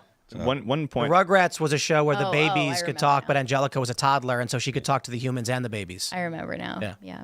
I think one other element here, though, is also just broader declining social trust. And anytime you're raising children or any sort of a family life will generally require lots of aunts and uncles and friends and babysitters and people who you rely on to help, or just neighbors to play with the kids to help raise the child. And I think what we've obviously seen is declining social trust. And some of that's driven by technological change. Other pieces, it's obviously migration. And we also see globalization and other things as well, basically making it so that most people are living in a much more isolated fashion. And in that scenario, it's just way scarier to raise a child, right? If it's you alone and a husband or wife, that's much more difficult versus if you're embedded in a high trust community of 300 different people who you've known your whole life, and it's just much easier in that context to raise a family. And wet nurses. That's right. Yeah. I mean, I think like when I was a kid growing up, like we had a neighbor babysit me. And I think about my neighbors I have now. I wouldn't trust them to watch the frog that was in the studio earlier, let alone a baby. Nope. Like it's like Mad Max in my neighborhood. Poverty of multi-generational households. A lot of people complain about boomer grandparents these days who want nothing to do with their grandchildren. They just want to go on cruises. Yep. They don't see a responsibility toward the next generation.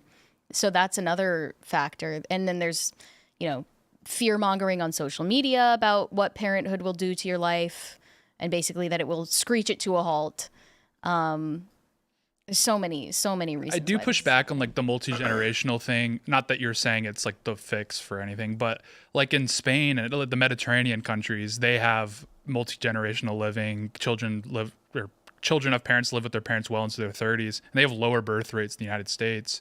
So it's like perhaps there is an element of like being around children, being around your grandparents, of that cross-generational living, but there's an additional factor that's preventing the birth rate, or that's killing the birth rate, because the Mediterranean countries have worse birth rates than like Western Europe and America. I'll just make a point about where society is. You were mentioning crying babies on airplanes. Wet nurses were a thing for tens of thousands of years, probably hundreds, since the dawn of man. There were babies that were breastfed by women who were not in their family. Yeah. And going back even a couple hundred years ago, not even, like 100 years ago probably, we had wet nurses. And children were called milk siblings. So that's a normal thing. And now it's like, when you think about it, it's like, that's weird. Like some other lady's baby on your boob drinking milk, that's weird. Totally normal. Every human civilization did it. Yep. Well, how would you feel about your infant breastfeeding from another woman? It's a similar reaction to like eating raw intestine, where it's like I understand that it's a normal thing humans have done forever, but it's still kind of gross. So like logically, I understand this is what humans did to survive, but viscerally, it's like, ugh. There's also a visceral stigma around everything having to do with motherhood in general. Even just the idea of breastfeeding your own baby causes women visceral disgust now. I love this. I was in the airport. What airport was I just at? Where did I go? I can't remember where I flew to. LA. I was in LA, and they had breastfeeding booths. Yeah. And it's like a big oval box they put against the wall, and it's like breastfeed here, and I'm like, that's right. The women have to go in the closed closet room. Can we just not be weird about it? Also, those booths, there's crazy things that go on there. My friend worked at JFK. He's like a war veteran now. Like you can see in his eyes the terror from what he saw in those booths. You can't trust people. Yeah, the public. It's just so weird that it's not just crying babies; it's breastfeeding in general.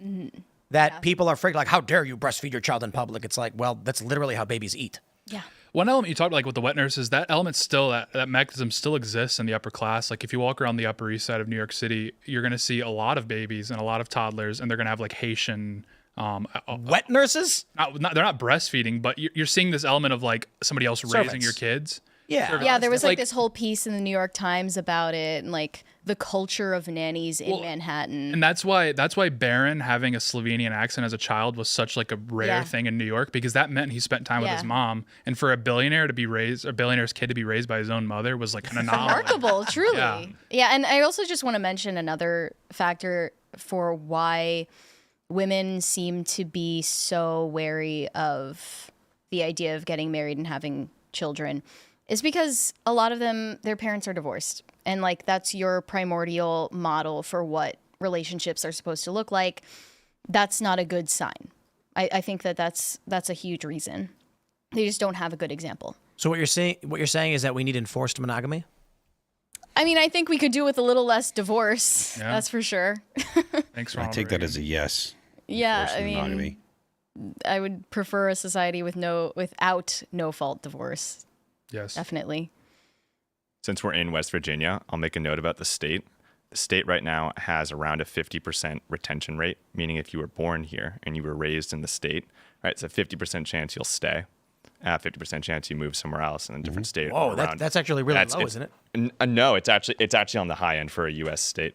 I believe it's 56%. And then, but let's clarify. Yeah. What do you mean by high? Like to leave or stay?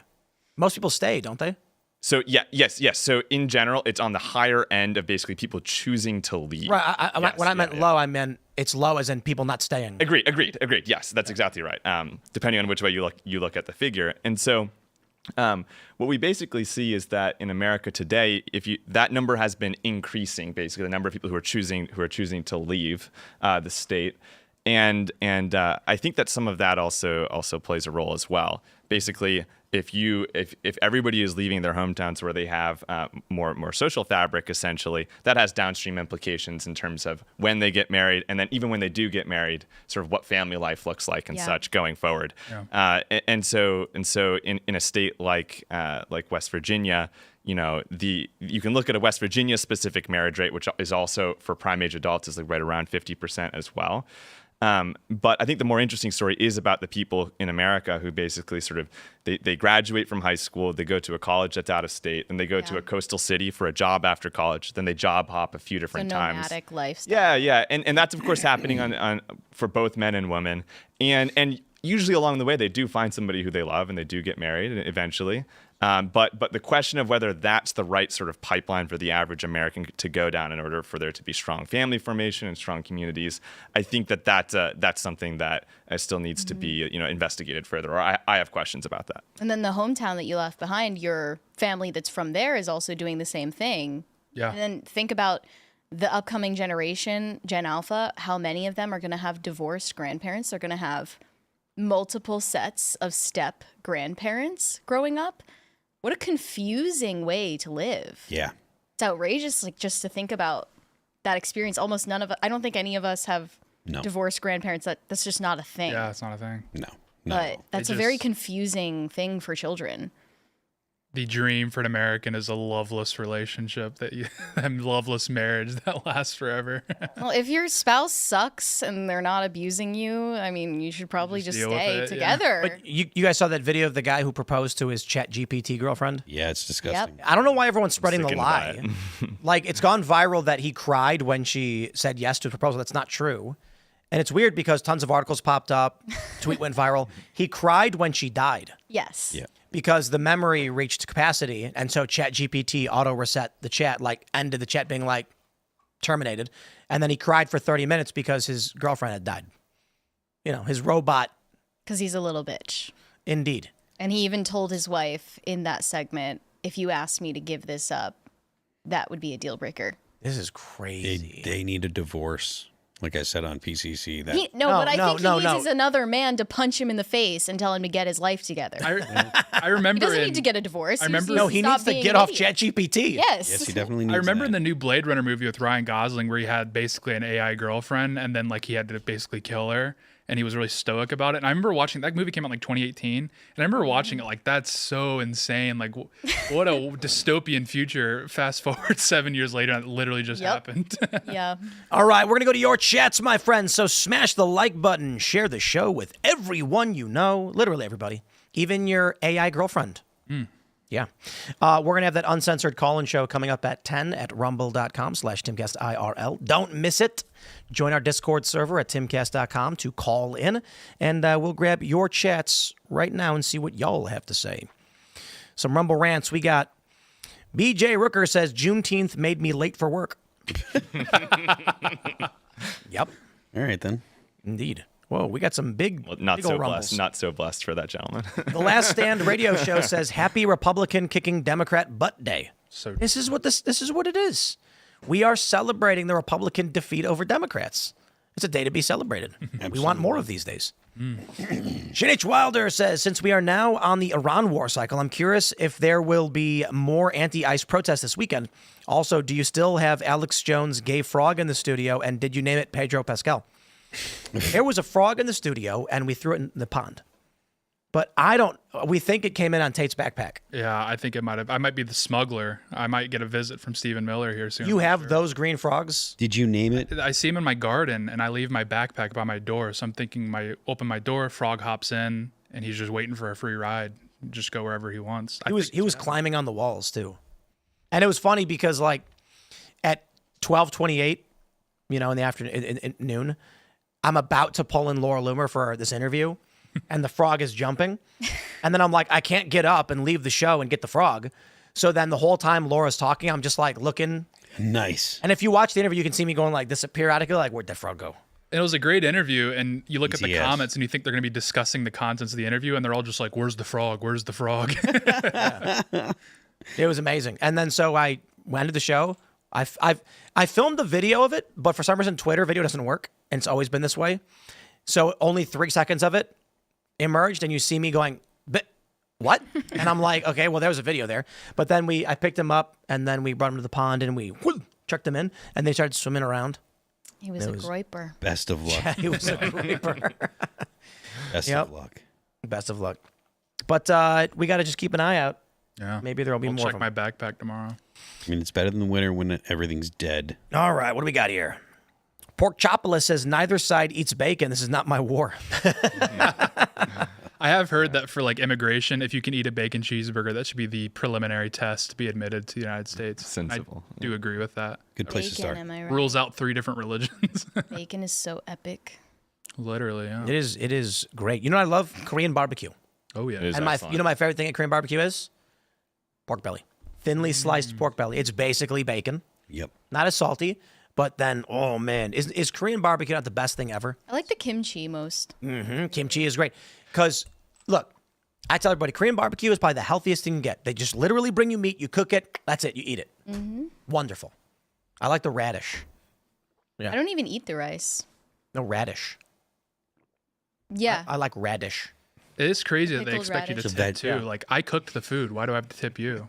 I did all the work. You just Well, the place we go, they cook it. Oh, Oh, really? and Yeah, they bring it soju. out Like and it when they. you can Have you cook tried it. soju? It's amazing. So good. That's right. The Korean in me squeals with Strawberry glee. flavored soju. It's wonderful. That'll get you under the table quick. Maybe we should open a Korean barbecue restaurant next to us so that I could eat there every day. I get behind that. I think the bigger problem is I probably consume like 10,000 calories every time I go. Because I'm just like, I can eat more meat. There ain't enough You just keep skateboarding in the world. shoveling the meat onto the grill right in front of me. Oh man, we I've got had this business idea for a long time where I want to start a North Korean barbecue restaurant called like Kim Jong Un's barbecue. Yeah. And you have to like beg them to give you more food.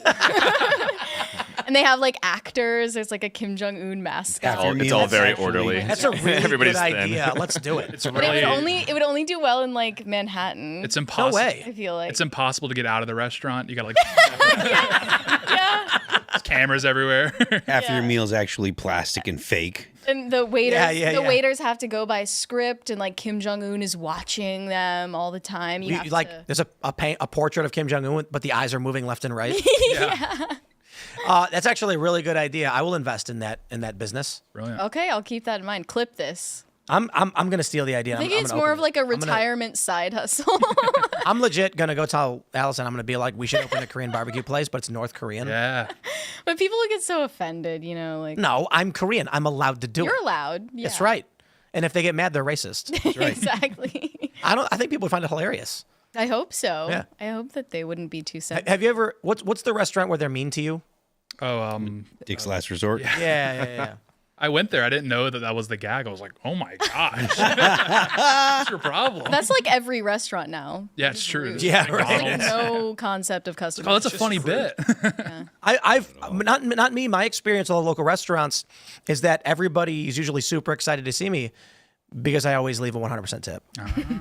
So now everyone's very nice. Life hack. Very nice. They're like, oh, Mr. Poole, you can do no wrong. And I'm like, here's money. Keep saying this. Or if you want to go for a fight, you go to Waffle House and if you got some anger to take out, No, there's in going to be a West fight. Virginia, though. In West Virginia, the Waffle House is very tame. Yeah. The one in Yeah, Charleston, like very polite. in West Virginia, Waffle House is like, you have that trope of the British guy with the corncob pipe, and they're sitting around talking about, the politics of Liechtenstein. That's what Waffle House is in West Virginia. It's very classy, yeah. It is. Then you go down south and it's literally like You have to go to Florida for the real Waffle House. it's literally Yeah, rage in a yeah. cage, people throwing chairs, jumping from a roof. Southern Georgia. Let's grab some more. We got Biaja Kasai says, Tim, have you heard of Go Skate? They are a website to help people find skate lessons and such near them. I found them because of a sign in my city about skate camp. Maybe they could use some boards. Indeed. Saturday is Go Skateboarding Day. That's what's a holiday. That's nice. I'm telling you. Camp Wild Adventure says, don't let headlines like Democrats are dead lull you into thinking Republicans are destined to win. Don't stop pushing. Much love from Montana. It's true. 100%. So true. Okay, I want to eat Korean barbecue for dinner every day, and it's too far away. So I'm going to open, Winchester's not that far. Winchester's not that far. They need a Korean barbecue restaurant. They don't already? I don't think so. Shocking. They have a really great Thai restaurant, though. They do. Saba. Right on the old town. Yeah. It's nice.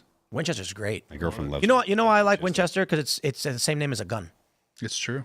That makes it a good place. There's just forts everywhere. Yeah, it's true. Yeah, you can LARP there. It's great. All right. All Nicholas says, I wonder what would happen if Iran surrendered and requested to become a U.S. territory. How many Democrats and neocons' head would explode? That's an excellent question. Part of the deal. Yeah. Copium Poppy says Trump shot down Iranian missiles, preventing them from hitting their target that they fired in response to an unprovoked attack. He's already interfered in Israel's war with Iran. Trump is a war pig. Yeah, fine. Well, I Whatever. don't know. I'm not mad that Trump is like, I'm not going to let you hit somebody. You know what I mean? What actually happened is that Israel interfered in U.S. negotiations with Iran, which they were told was inappropriate. Yeah. That was like 10 years ago in internet time. So it's like, remember. It's like you're at a bar with your girlfriend and then she's screaming at some guy saying like, you ain't going to do nothing because you're a loser. You can't do nothing to me. And then she smacks the guy. And then the guy walks over and he's going to hit your girl. And it's like, yep. So you stop me like, bro, you're not hitting her. Like, She's like, she hit me. And it's like, I know, but like, come on. And then she's like, he's going to kick your ass now. And you're like, oh, here we go. Yeah. She's the BPD girlfriend ally. That's right. Just fact check true. All right. Pinochet says, why should Republicans have to pay for the sin of slavery? They're the ones who stopped it. That sin was paid in blood during the Civil War. I mean, I agree. Technically, nobody alive today had anything to do with slavery, so maybe we should all just kind of sit down. But I do agree. I think the 400,000 men that perished, that's a good reparation. yeah, it's over. So let's stop bringing it up. Barry M. McGrowan says, would you give away free skateboards to everyone that grew up 50 years ago and couldn't afford one? Why give away BLM land that we taxpayers already paid for? Because I don't want the federal government to have it. And so the compromise is, well, I'd prefer not to give it away just on the basis of reparations, but I do slightly prefer the government not having it. So, okay. I don't know. Win-win, I guess. Yeah. All right, J.W. Velasquez says, dispensationalism is dumb. Sorry, not sorry. I've met dozens of them that will tell you everything from Crimea, Ukraine, and Taiwan to their GFs cheating on them was foretold in the Bible. That's true. Yeah, it's a big problem. G.G. Willow says, Israel is running the accounts against themselves to create sympathy. That is absurd. Their sentiment is in the gutter. Yeah. 562 Mike A says, I was on a flight home from the Philippines, 2 babies, 12 hours straight of crying. It was painful. I don't have that reaction. No one thinks it's pleasant, but like, get over yourself. They have I don't- noise canceling headphones. Throw a movie on. It's not even that. I'm not bothered by it at all. It's not like I'm going to go, aw, babies. I'm just like, oh. If anything, women should be more bothered by it than men because of the trigger in your brain. It makes their boobs lactate. Yeah.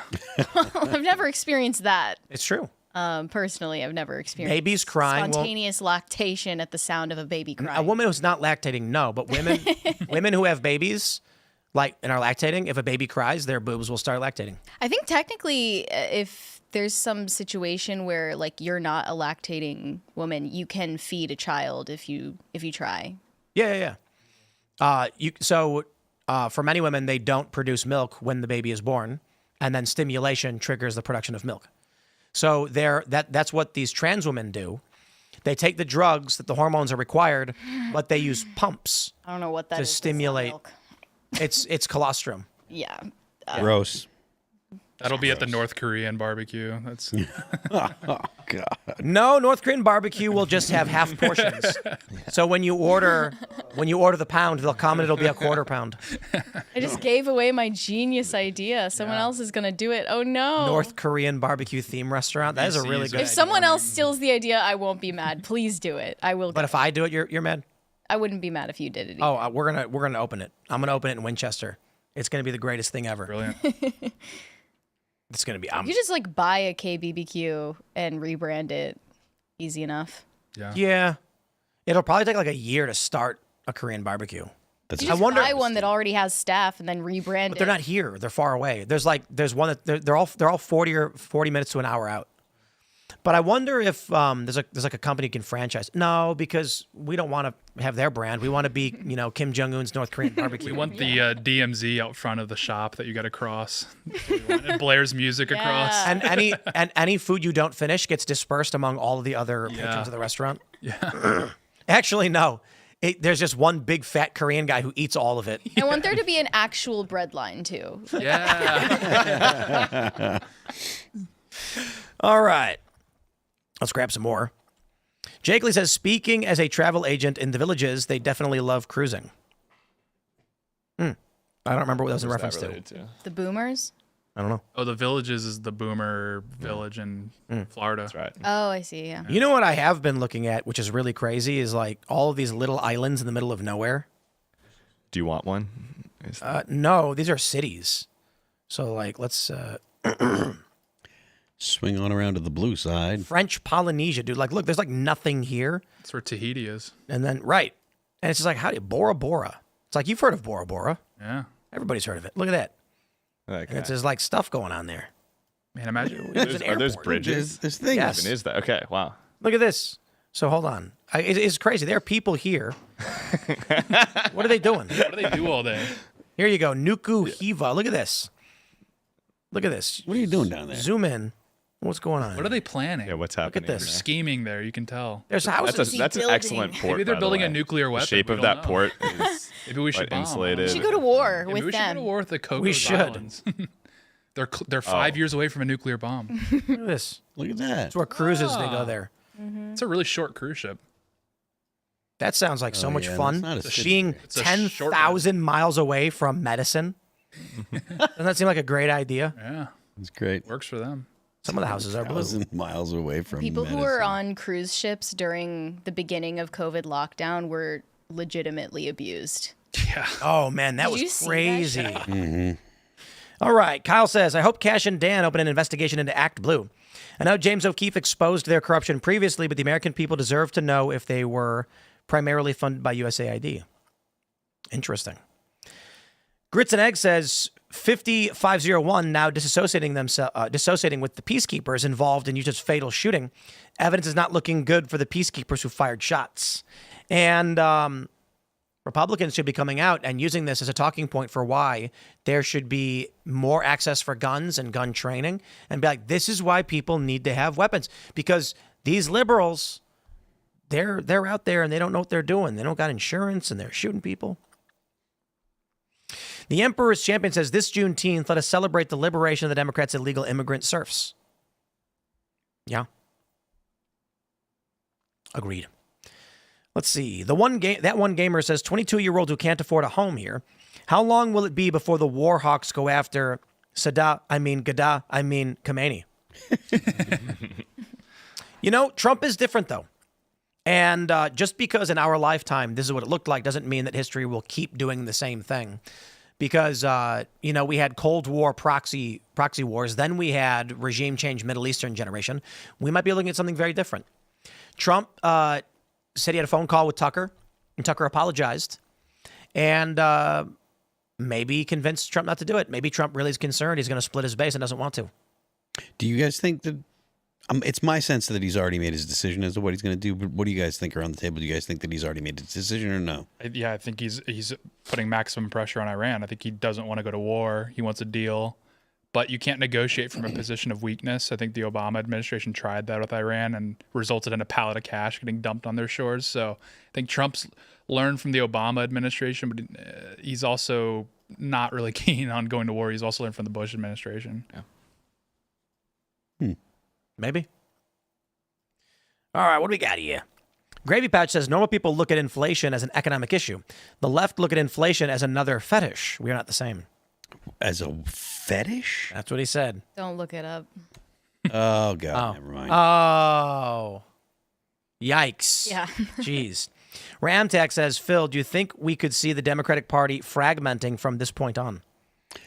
I mean, I think that there's going to be some kind of restructuring in the Democrat Party just because of the fact that they can't decide what the Democratic Party stands for. Do they stand for progressives or do they stand for blue dog Democrats? Go ahead, sir. No, I think it's an excellent point. I would actually say the Republican Party has just sort of completed going through this sort of metamorphosis, right? I mean, there's previously the Buckley fusionism, combination of the Cold War hawks, the religious right, sort of the free marketers. And that has evolved into the modern MAGA movement, right, which is a combination of what we've been talking about, the populist right, the tech right, and to some extent the Christian right also still plays a role in the coalition. And the Democratic Party seems like they're in a state of flux right now, almost like where we were sort of between the Bush era and let's say sort of peak MAGA, like Trump 2.0 in coming into 2025. And there's all these open questions, right? I mean, in the past, the unions were a part of the Democratic Party. That's a huge question mark. Also, in the past, the sort of broader like academic, consultant, managerial class was all sort of firmly in the Democratic Party, but a lot of them have been sort of destabilized by certain, sort of the Harvard and McKinsey consultant types. Their grip on power has been slightly destabilized by some of the policies of the Trump administration. And then the other, I mean, really the client group of the Democratic Party up to this point has been this sort of migrant underclass, and also with the deportations and other Trump policies. I think that their coalition has been weakened, and I think they are in many ways quite disorganized. And a new coalition will emerge, but it's entirely possible that the Democratic Party could look quite different in the next election here up in 2026. It could be something like what we were talking about before, where a disaffected faction coming out of this Iran-Israel question either folds into the Democratic Party. I've also previously talked about how certain factions in what used to be the religious right could very naturally slide into the Democratic Party. Sort of the Christianity Today, Wheaton College, even some of the dispensationalist types. Yeah. This is a massive number of people that they generally hold to egalitarianism. They're generally pro-foreign aid, pro-foreign intervention. They hold a number of positions that really would fit quite well in a future Democratic Party, and that's a lot of voters. And so I think that it's something to continue to be monitoring. But the Democratic Party is in a state of flux right now. Are they an ideologically left group? It's I would say that which group specifically? The one you're talking about, the religious group that you think that could slide into the Democrat Party. Yeah, I would say that the leaders, for example, such as David French or people at Wheaton College and other. David French writes for the New York Times. Yeah, exactly. Yeah. These sorts of people, they I think that up to they label themselves conservatives, but I think that their actual beliefs are closer to something like Kamala's beliefs. And I think that a few sort of bones thrown their way they hate Trump way more than they hated Biden.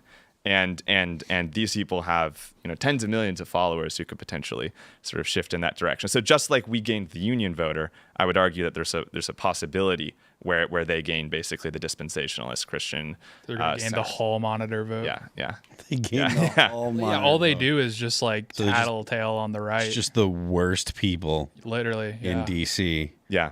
Well, I mean, if David French is among them, then it's definitely, That's why I say it's the Hall Monitor Coalition. He represents a pretty sizable. They love sort of the decorum, and these are generally people who are obviously more pro-interventionist, and so this could also be a sort of a trigger moment, or sort of a catalyst that basically. You don't think those people are already Democrats? You think those people have been voting for Donald Trump? I think David French did not vote for Donald Definitely Trump, not. but there is a group of people who follow and listen to him who I think perhaps were they voted for Romney and McCain and Bush. And maybe voted for Trump the first time, but are sort of poised to shift in to vote for maybe a center-left candidate. Okay. Well, do you think I think the abortion issue is going to be make or break for them, because that's kind of the one thing they all rally around. That's correct. And maybe what that looks like is maybe the Democratic Party softens on that issue or throws that bone or a different one towards them. I think that in some ways, if the Democratic Party softened on that issue, it would be a shoo-in. And you're right to identify that. I just don't think their base has an appetite to moderate right now. I think that I don't think the base has an appetite to moderate at all. Yeah. They're the most, the base of the Democratic Party right now is the most progressive thing that I've ever seen in the United States. I think they're going to get a Trump from the left. They're going to get an outsider who's going to come in and galvanize the base. It's obvious. The Democratic side? Yeah, absolutely. Who do you think that could be? I mean, yeah, it's gonna be a prominent celebrity. It has to be. I mean, I don't think so. I mean, for a second I was thinking Stephen A., but he's too moderate. There's no appetite for that. The issue is the gender stuff. Yep. The Democrats cannot abandon it because it's a solid 10% of their base, but it sours everybody the majority else. of that. Yeah. I could see, and I'm not saying him specifically, but someone in the strain of like a Mark Ruffalo could easily have a pathway. I mean, certainly in regards to a charismatic person trying to come in, but they're going to have to adhere to ideas that sour with most people. So the Democratic Party is going to end up being 20-some-odd% of the country. No, I agree they're going to lose. I'm just saying as far as what's the future of the Democrat Party. They have to They're drop. going to have their own outsider. They have to drop the LGBTQ stuff. It's not going to happen. It's the religious adherence at this point. They can't afford to lose 10% of their fundraising. Yeah. We are going to go to the uncensored portion of the show, my friend. So smash the like button, share the show with everyone you know, maybe even the AI chatbot you married. I don't know if that'll actually help. Tell your parents or something. You can follow me on X and Instagram at Timcast. We'll be up at rumble.com/Timcast IRL. Make sure you use promo code TIM10 to sign up and get $10 off your annual membership. And Nathan, do you want to shout anything out? Say I currently work at New Founding, and I would say that if you're a founder specifically, somebody who's working on something you'd consider to be a critical civilizational problem, our DMs are open on X. So you can find us at the New Founding handle. I'm also at Nathan Halberstadt. We always love to talk to founders. So yeah, that's it. Go subscribe to Pop Culture Crisis on YouTube. We're also on Rumble. We go live every Monday through Friday at 3 p.m. Eastern.